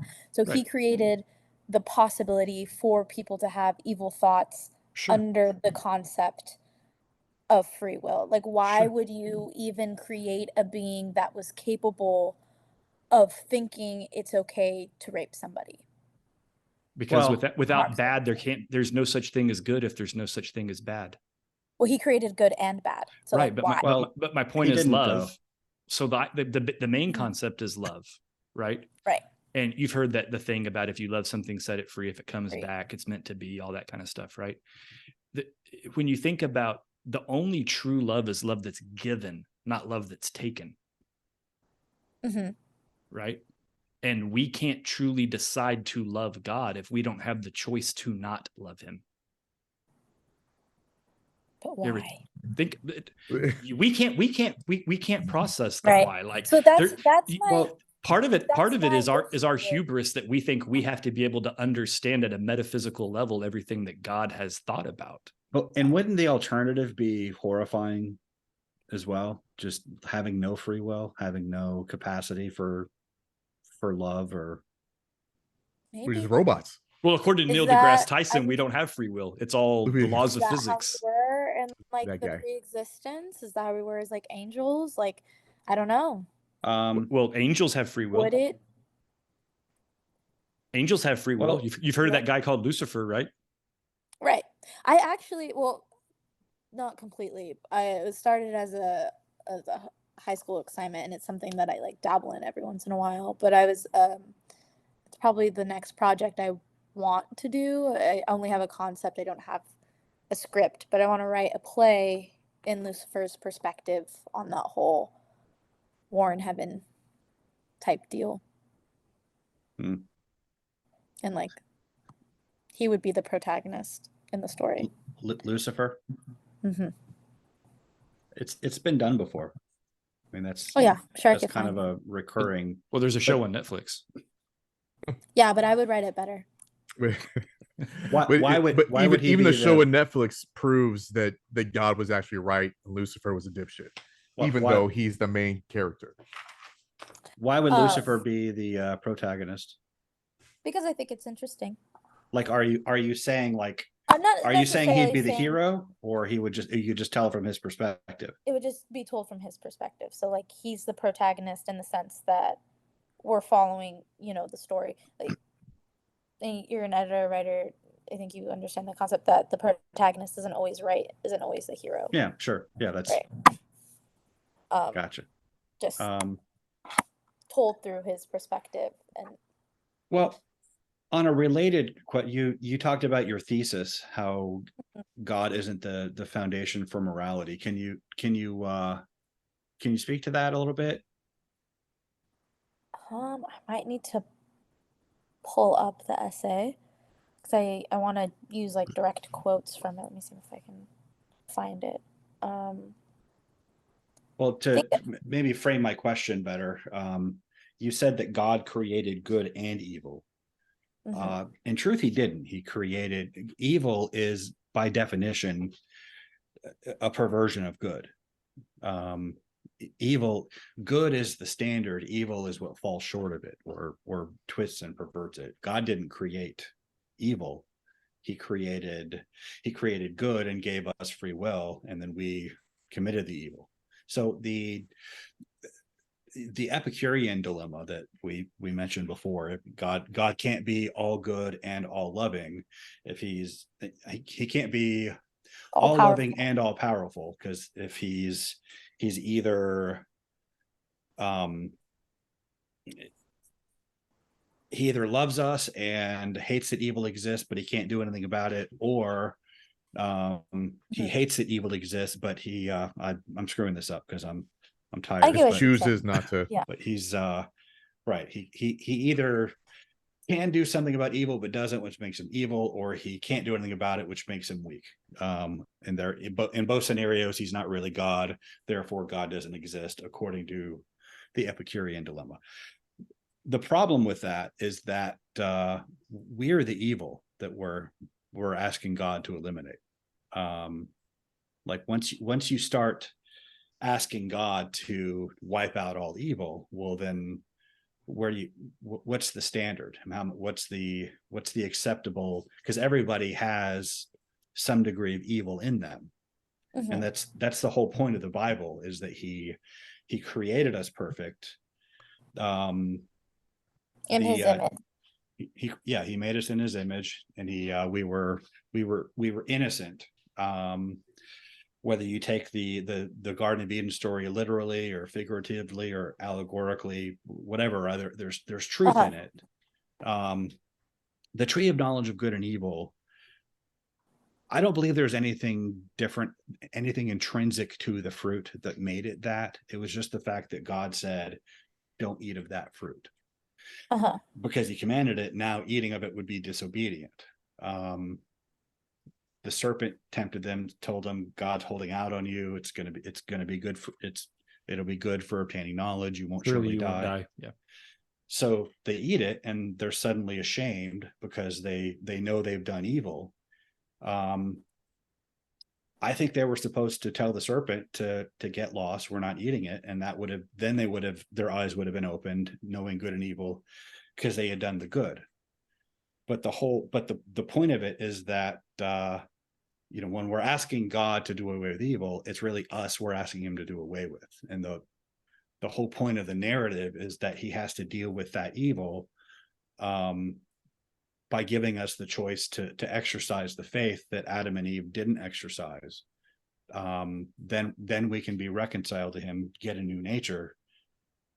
At the end of this stage of history, he is going to do just that. This is not the permanent state of the universe. It could be said that human history hasn't even started yet. This is just the prologue to it. But I mean, the point is, the Bible answers that question, and the problem of evil, it's not, the Epicurean dilemma just doesn't really make sense it answers itself within the biblical narrative. But as a point of order, man and woman weren't created in God's image. Woman was a derivative of man. Just here we go. That was for the benefit. That was for the benefit of the feminist in the room. Yes, and that's another issue I have with the teaching. Let go of my rib, woman. So if I'm starting a church with my two friends here, and I want to be as inviting as possible without giving up my standards, what would you like to see in churches today? What would bring Gen Z back without compromising? Honestly, I think it really ties back to the whole having an open view and tying religion back to having a relationship with God. Because when I think of the times I was most into going to church, it was when I had that. But I have my own now, like, jaded view of God. Like, I still just can't get behind, well, he created free will and evil is just the absence of good. Like, I just think it's all bullshit. Like, no offense. Sure, like, but would you be willing to show up and mentor young girls on things that are, hey, this is the right way to view things. I have this kind of experience, and this is the morally correct avenue. Even if let's just say we took God out of it, we just had communities of young people that look. So you have a bunch of 15-year-old girls that look to a 21-year-old girl. What should there be more of those communities with white lattes and Uno? Sure. Yeah, I think so. Or whatever. So you find a community of people that like to write poetry. Maybe girls want to learn poetry and want to pick the brain of somebody who has a couple of books written, and you could hold a class every Saturday morning where they come and learn and just be good, just be safe, just learn to observe life and have conversation that's safe and observant conversation, and not be oblivious to this world. Is that something that churches should look into? Because when I like I said, I look back to all of my best memories of church. What I found in the communities within, like, these niche communities within the church. I think that's the strongest thing about church is the community aspect of it. You know, but not the actual sitting in the pews, right? I know yeah, my favorite part is when the service is done and you walk around and you shake people's hands and you ask them how they're doing and how their families are going. And I can't believe that I've been around this for 20 years. I remember when that girl was born, right? Type thing. Those have always been my favorite things. We just had a trunk or treat, last Saturday, and I, got to watch little kids run around and grab candy in a safe environment. I got to taste chili and watch people in the competition, and we just talked about stuff that had nothing to do with anything that was in scripture. Yet the answers, I believe, when you're asked, are still inspired. hmm So there's still the spirit in that area, in that realm. So is there a possibility that young people can come back to church if it's done in the correct manner? I think so. I follow this girl on Instagram, and she has an alternative aesthetic. So she kind of looks like me. She has dyed red hair and lots of piercings. And she talks about how she started going to church again, and she makes videos about like modest clothing within the alternative style. And she just talks about how she's like reconnecting with her faith after abandoning, well, I guess not abandoning, but deconstructing the whole, I have my issues with people that are religious, not necessarily religion itself. Which is in every community, which you admitted, right? So Yeah. don't let the green grass fool you. Yeah. Don't let it change your mind.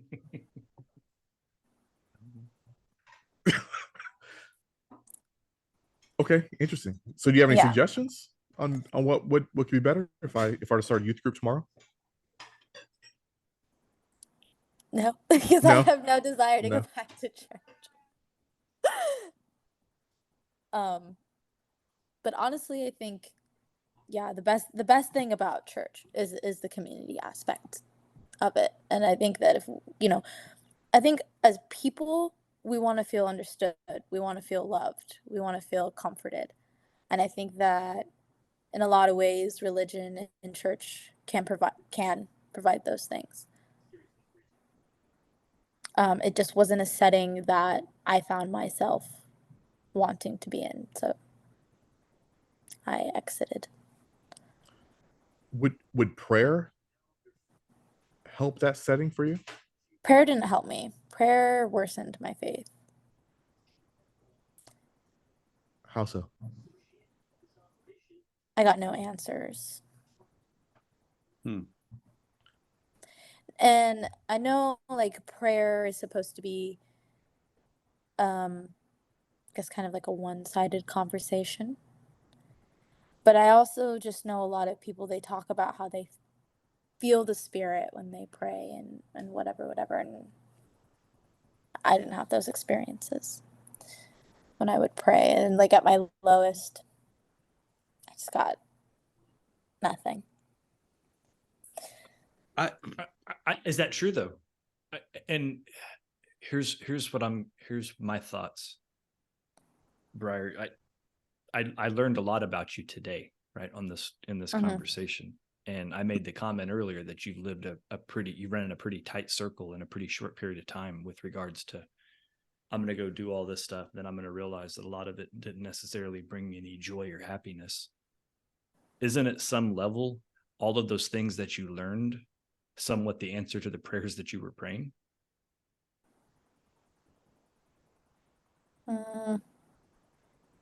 And as I'm asking that question, I think we oftentimes pray for very specific things, but it's really broader things that we're trying to address or deal with, if that makes sense. And there's a whole other discussion to be had about what prayer is and what those people were actually experiencing when they claimed to feel the Spirit. The Bible doesn't promise any any particular feeling or any physical manifestation of the Spirit of God when you're praying. If you're Unless a you're genuine Pentecostal. Christian, well, if you're Pentecostal, you're not getting that from the Bible. But whoa. That's a spicy take, Right? I don't disagree with you. It's just a spicy right. take. This is a But spicy I take. mean, my point is that the idea that we have the Spirit of God within us through our faith in Jesus Christ, we have him by faith. He hasn't promised feelings. I know that I have the Spirit of God in me because I put my trust in God through Jesus Christ, because I know God raised him from the dead, and I know God is real. I don't feel anything. Sometimes I do feel things when I pray, but I recognize that that's my feeling. That's my response to what I believe is going on between me and God. It's not necessarily actually God, but I think we that's another problem with church, is we turn it, we turn God into kind of our imaginary friend, and we sort of project our own values and expectations on him. And the God we often wind up worshiping that way is often just us writ large. We're just sort of turning God into our own ventriloquist dummy and having him. It's not really God, it's us speaking, and we're attributing it to God. So I'm skeptical, which isn't to say that God never talks to people or never gives any kind of validation of the prayers, but I'm skeptical about it when people speak casually about how they were praying and the Spirit told them this or that, and they felt one way or another. I think it's self-induced most of the time, but also it's not, the purpose isn't to validate our feelings, or to necessarily to ask God for things. When they came and asked Jesus, teacher, how should we pray? And he gave them the Lord's Prayer. Our Father in heaven, hallowed be your name, your kingdom come, your will be done on earth as it is in heaven. Give us this day our daily bread, etc. I mean, it's kind of a list of prioritized items for their attention. Like it's about recognizing who God is and aligning yourself with his purposes and his values, and kind of it's about conforming yourself to him so that you can go out and do his will and live your life according to his plan and purpose, and to do the work he has for you. If you're doing that, first and foremost, he's promised that he will hear you and grant whatever you ask. But that promise to grant whatever we ask is conditional, and often we're not meeting those conditions. We want God to do things for us when we're not willing to do what he wants. Well, we want it to be transactional, right? We want it to be like, hey God, me again. Bills are tight. Like, I need a couple of bucks to pay rent, and like that's not. And that was the point that I was making, Briar, when I said, you've come through a lot of realizations and understandings, and I would hazard to guess that if you were to go back and isolate a lot of those prayers when you were at your lowest, they're probably highly related, to your personality challenges, your gender, or sexual, all of that stuff was probably tied up in who am I supposed to be? What am I doing here? All of those kinds of things, right? I'm guessing, maybe not. Maybe your prayers were about peace in the Middle East and a whole bunch of other things that, were unrelated. I was asking for in prayer. Right. Honestly. So I can't give you a genuine response. I can't say that you're wrong or right, because I get it. Specifically remember, but I mean, I've just had a lot of my own self discovery. Whether, those are answering my own prayers, I don't know. But then at the same time, it's then what's God good for if I found my Well, own answers. well, Did God provide those for me with so my free so will, or that's part of the conversation, or- right? Like Yeah. we could definitely, chew on that and say, on one hand, you might not have gone through all of those struggles if you had just followed the rules from the beginning, right? And that all the things you were told you weren't supposed to do that you did. But then as you started doing them, now that I don't think I'd go so far as say you answered your own prayers, but he's used your free will kind of in a Tai Chi way, right? He's used your momentum against you to teach you the lessons that you needed to learn. Now, some of them might have been a little bit more difficult or more painful than they're supposed to be, but that goes back with, no one said it wasn't going to be painful. That's part of the process, right? Like life is a series of events. I think there's a lot of people that think that a perfect life is supposed to be one devoid of challenge. And that's not even remotely close to true. Like life is nothing but challenge. And if you want to ask the why, spiritually speaking, it goes back to the Garden of Eden. Right? Like it's because of that moment that our lives are perpetually challenged. And Well, I also that's what we think, get. yeah, I also think like a lot of things that I've learned about myself, like I've brought up like the topics of celibacy and whatnot as it relates to religion, but there's also a lot of self-discovery things that I've had about myself that has absolutely nothing to do with religion, and just with my own mental health and anxiety and how I've chosen to have certain perspectives and decided to open up my mind and reroute my own internal monologue. It's got nothing to do with God and religion and everything to do with just like myself. How are you so sure that it has nothing to do with religion? And we don't have to, I'm not asking you to get into it because obviously that's probably very personal, Well, private it's stuff. just, But one could easily argue that everything circles back to religion, right? Yeah, I was going to say that I have what an you answer. just said is a religious statement. Like I have an answer. I'm just not comfortable saying That's fair. on That's this fair. podcast.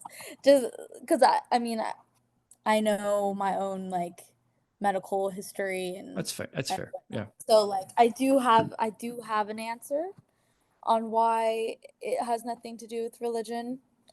But to Matt's point, all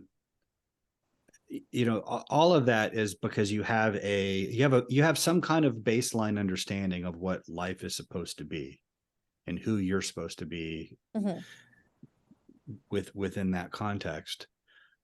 With whether God is explicitly a part of that or not, that is a religious position. I mean, that is okay.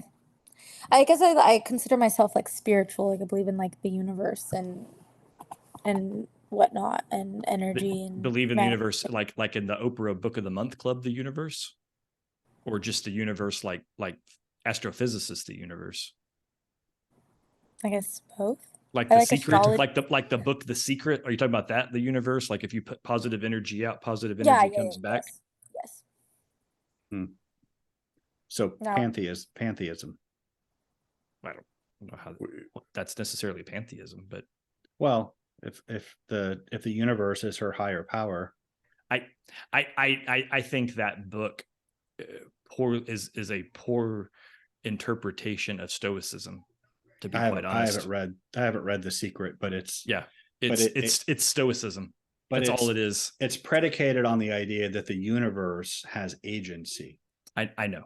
I know what people take from it. I'm telling you, it's a poor interpretation of Stoicism. Basically, it's if you walk around looking for problems, you find problems. If you walk around looking for beneficial good days, you're going to have good days. It's literally Stoicism turned into a modern feel-good book. When girls talk about manifesting and whatnot. Yeah, what's that? Lucky girl, manifesting your lucky girl or whatever. Yeah. It is. Yeah. All about that. Yeah, I know. I get it. But that's really all that is. If you walk out every day and you're like, I'm lucky, I'm going to manifest my lucky girl, then everything good that happened, you're going to point to. That's because I'm a lucky girl. But if you walk out going, I'm a piece of crap and the universe is going to shit on me today, then every little thing that happens, you're like, see? That's all that is. And that's literally Stoicism. In my opinion. Like, and maybe I'm oversimplifying Stoicism, and my apologies to all of the great Stoics out there, but I haven't read up on Stoicism in a while. I love me some Stoicism. I haven't I have read to up take on your that. word for it. The first Stoic I ever met was Staff Sergeant Ethan Givens. Whoa. Yeah. He didn't know he was a Stoic, but he was. He definitely is. Yeah. Our platoon motto, Brian, was, "Do you want a straw?" That's what he would always say when you would complain. Suck it up. And then the first time somebody goes, "What? Why do I need a straw?" So you can suck it up. And then it was like, oh, Corny. really? And then Don't do every that. time, always, man, why we got it? What, do you want a straw? Shut up, man. Like, that was just the conversation constantly. And he talked at this pace. He did. This is the pace, even when he was excited. So I am really angry at all of you But right he was now. really mad he talked like that. Yeah. He was First a Stoic. of all, that was a really good movie. My wife said that Jean-Claude Van Damme was buff, and I was like, "What, woman?" So I took my shirt off, and I was like, "This is buff." Hell are you talking about? Right. Givens. Well, hey, so I met him. So, Briar, this is what we do when we start to hit our limit for a show. So I'm learning our own style. We're right at 2 hours. Did we say anything that, or is there anything that we didn't ask that you wanted to talk about, or any point you didn't get to clarify? Oh, one thing we talked about, bringing a child into the Oh, yeah. world and why they shouldn't, have a mother and father that are married. Well, I guess like an example I have is my situation. We aren't married, and I think that we are great parents to her. And we made the decision to not get married as we saw flaws in our relationship. And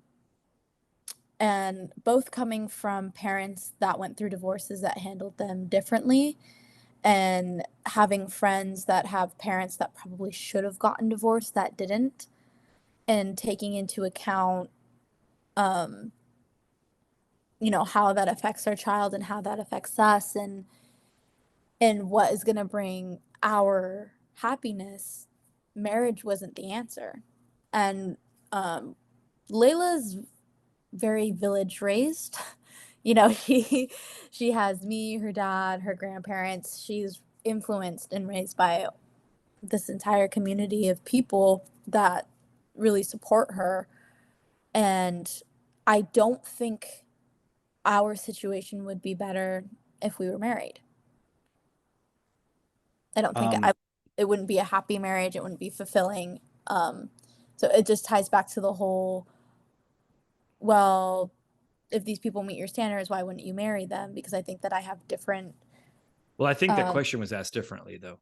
Mm-hmm. I think don't want to, I don't have an opinion on what the other about your child being raised, because it's your kid. And I mean, I trust that, specifically your mom and dad are doing as best job they can helping you and all that kind of stuff.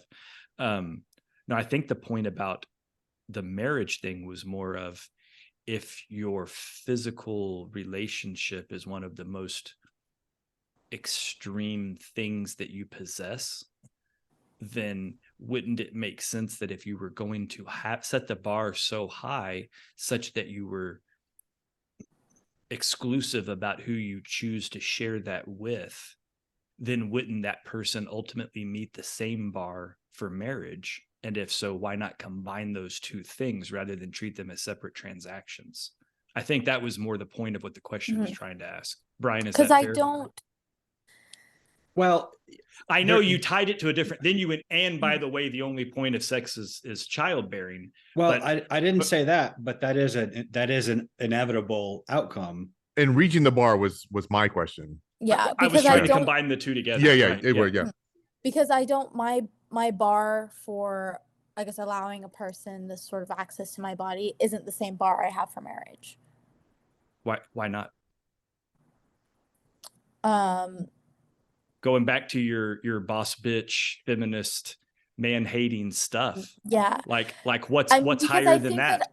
I think that I can establish a respectable relationship with a respectable person to share this sort of intimacy with without wanting to spend, without making the end all be all commitment of being with this person So I for asked the this. rest of my life. So I asked this with love. How's that worked out for you so far? Okay. Well, and my point is, it's not that I didn't say that the whole point of sex is to have babies, but that is the expected outcome. I thought you did say that. I didn't. No, I just said that No, sex makes. I just said that sex makes babies. That's the. Oh, I thought you said it was the point. And It's why it's high stakes. And it's why it's high stakes. Right. Right. And I mean, but then we the talk point about, is right. But the marriage was invented precisely because that's the case. And so people, I mean, if you're engaging in this behavior that's very likely to bring about a life, I have no doubt that you're a great mother, and your daughter's father is doing a great job. I have no reason to think otherwise. But that's still less than the ideal. The ideal is still both parents living together in the household in a committed relationship. All of human history before us has agreed that is the ideal. That's the absolute best way to raise kids. And I mean, you can, by trial and error, I'm confident you'll arrive at the same conclusion eventually. But that's the wisdom of countless generations of humans.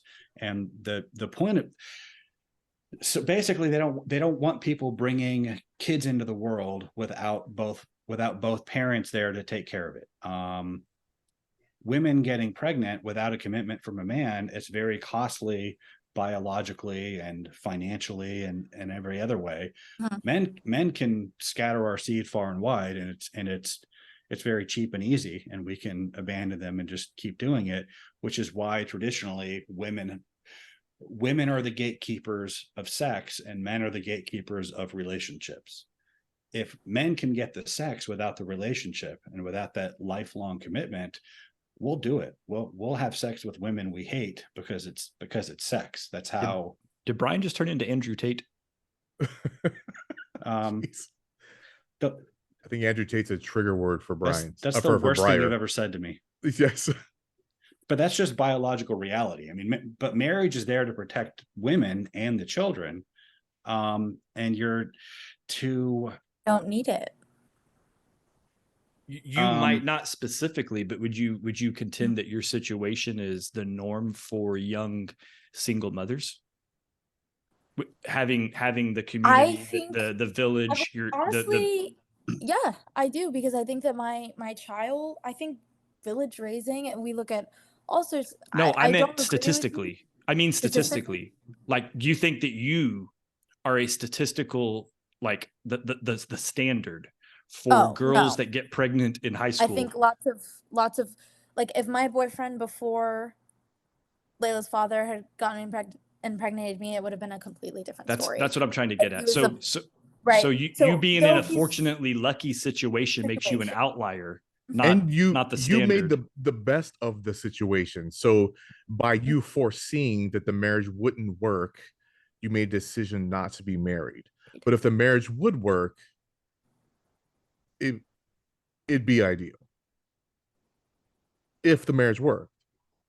If the marriage worked, well, but it doesn't. So you're making the best of the situation that you have right now. It would be ideal because I would want to be married to him, and I don't think it would necessarily be ideal because marriage is the best way to raise a child. But you're thinking of marriage primarily as a way to meet your needs.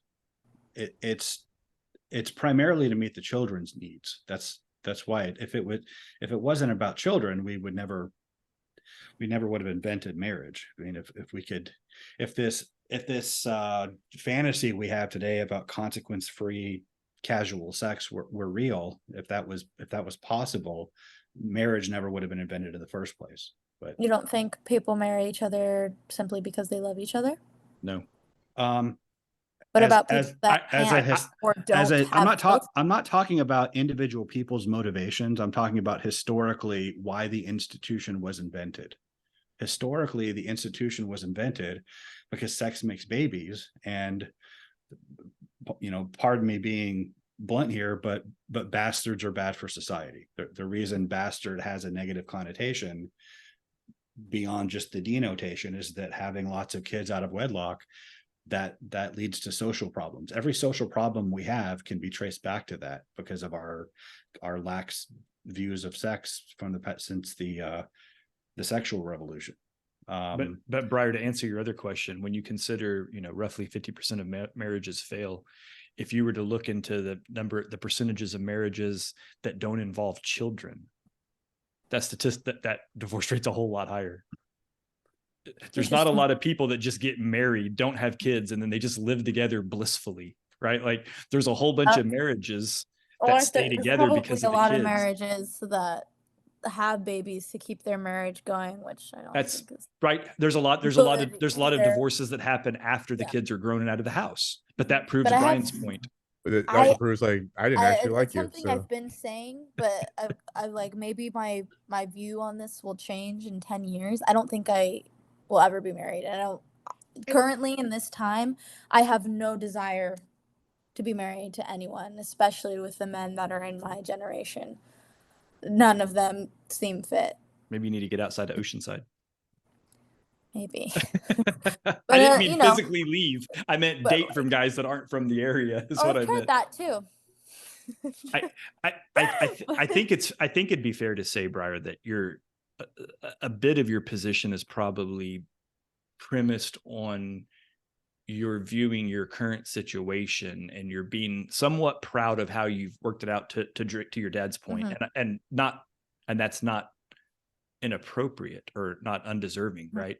But I don't think that means that your situation, if you could have picked it, would have been the best way to pick it, I think is what we're trying to say. Right.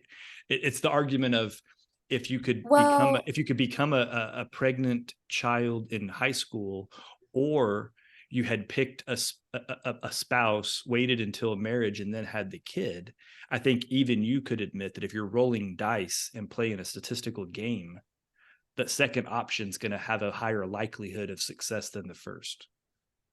I don't like this hypothetical because it has the connotation that I wouldn't want to have my daughter in the time I want to have her. That's off the table. Like I get what you're saying, and I appreciate that as a parent. That's off the table. I don't feel comfortable answering this question because it holds this connotation that it premises you not having Layla, and that's daughter because I had her at a young age when I could have had her when I was, do you see? That's fair. That's fair. That's entirely fair. I can respect. I dig her. That's for sure. Yeah, I respect that. That's a fair answer. So that's my answer to that. Yeah, and my point isn't to say, hey, you should have waited till you were married before you had your daughter. I'm just explaining why these standards are there in the first place, and that's I'm kind of like they're. I mean, I've had this is awkward with my dad on here, but I've had other earmuffs, Dre, earmuffs. Sexual relationships with men that I haven't necessarily regretted, or like, oh, they don't deserve to have access to my body, because we discussed things that I think were important to discuss, and we met each other with this mutual understanding of what our relationship was to each other and what that means. And I think that's my standard. And you didn't get pregnant. And I didn't get pregnant. Yeah, that's I'll say that because of your situation and because there's a lot of people that love you, that we jumped into action. Right. So it's a different thing if it was 5 or 10 years from now and you got, like, we would still be proud and we'd still be grandparents, but our involvement and the hands-on situation that we jump to include Gabriel's parents as well, and his whole family, and the daycare that she goes to, and this village that you speak of.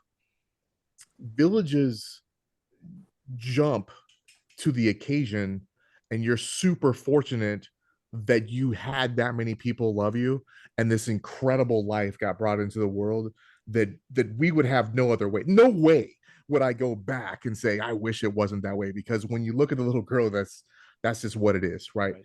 um but yeah, if you didn't have your village, or if your village didn't give a shit about you, and there's plenty of young women that have that situation, Yeah. so you're fortunate on so many levels.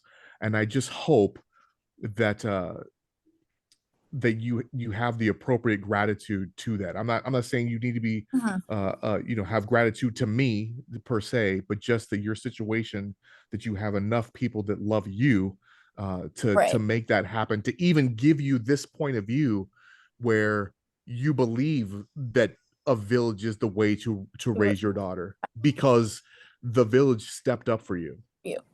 I think this ties back to the whole topic of what would bring youthful people back to the church and the idea of community. So I think Okay. here what I value is community, and we talk about, the best way to raise a child is through marriage. I don't agree. I think it's through community. And I guess that's my view on most things, and that's my view on religion and just bringing people together in general, and what love is through this community binding. That's fair. But I, that I could, community is made up of married people. I mean, It could be. marriage created that village that. Well, my parents weren't married for a very long time, and Gabriel's parents aren't married. And the women that run the daycare, a lot of them aren't married.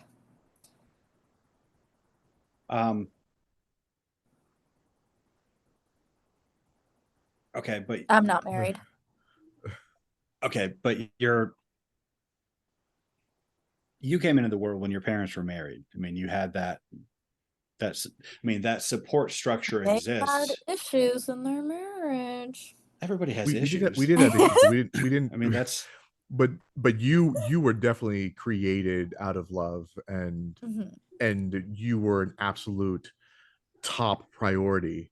I mean, And I think your that mother was telling things me today can that she lived specifically for typically, you I know on that. so many things, and you didn't lack, for a thing, But I, because I think that creating things out of love can exist outside of marriage. Because my daughter was definitely created out of love. I loved this man, right? Like I truly did. He's my first love. He's my high school sweetheart. But but you were also created into stability, mhm. I mean, because where there there's. was no village around us when you were born. We lived overseas. So I'm I not mean, saying that marriage is terrible and no one should get married. I'm just saying I don't think that is the solution well, everyone. I think a lot has to go into understanding what marriage is and what it's for. And we kind of lack that mindset today. We think of where we tend to think in terms of our own gratification and not the ultimate purpose of marriage and these communities and So what is relationships. the ultimate purpose of Well, marriage? Well, the number one reason why people get divorced is because that person doesn't make me happy anymore. I am no longer fulfilled by that person. Right. So it's all about me, me, me, me. yeah, and the when you talk about it, having it built out of love rather than marriage, as if those are mutually exclusive things. I mean, the kind of love that should bring that brings children into the world should be permanent commitment love.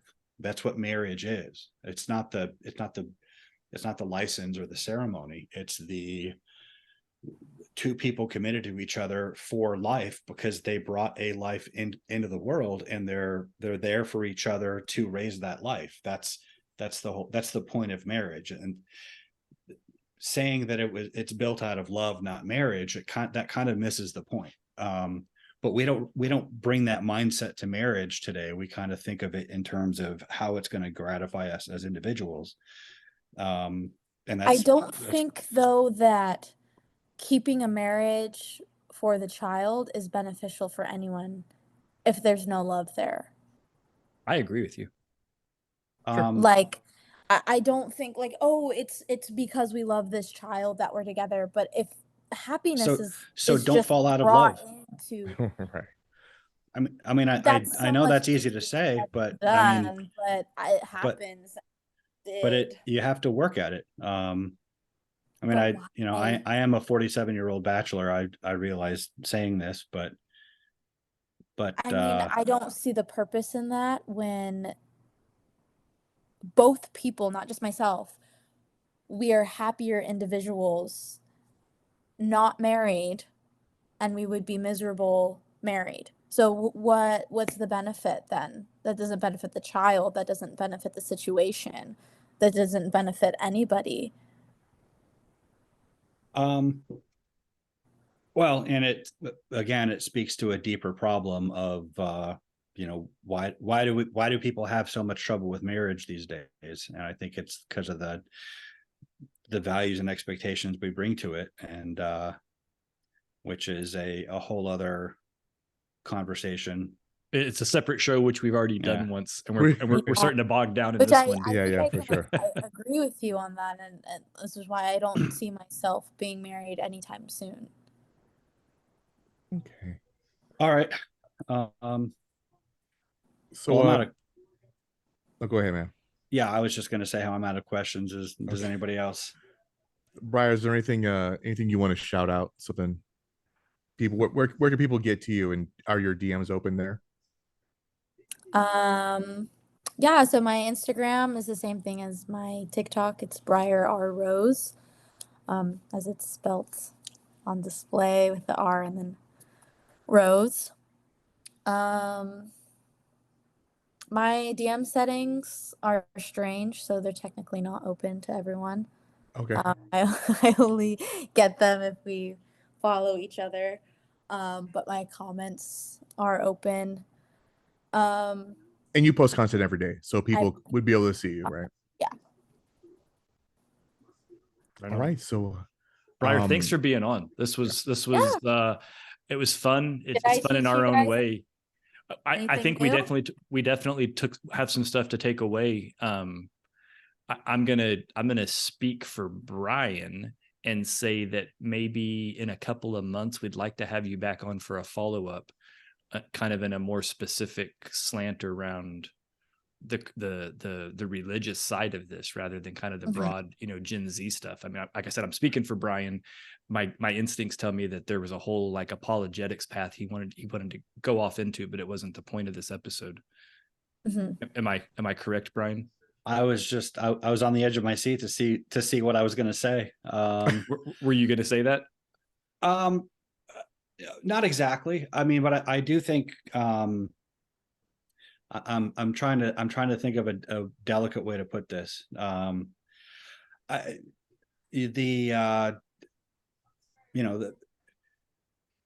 Talking about Mormonism within the context of Christianity, I think a lot of people at home are going to be, they're going to. I think that needs to be commented upon. We're not saying this, or at least I'm not discussing this as if Mormonism and Christianity are one and the same thing. We know. I didn't want to gloss that over, but I didn't want to make too fine a point of it either. But it was,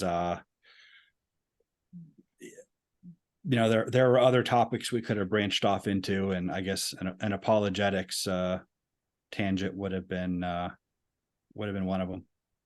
But yeah, close enough. Right. This no, not at all. Yeah, this is what I was going to say. Okay, yeah, same thing. I didn't know how this would go, because I'm really close to this person emotionally and physically. Right, yeah, and this is a human being that confirmed and affirmed what my idea of unconditional love is. So, regardless of anything that she said here or has said in the past, none of that changes how I think and feel for this beautiful young lady and this beautiful young soul. Clearly one of my favorite people on earth. And And with that, I will say, stay enlightened, stay curious, and we'll catch you next week. Thanks, everybody.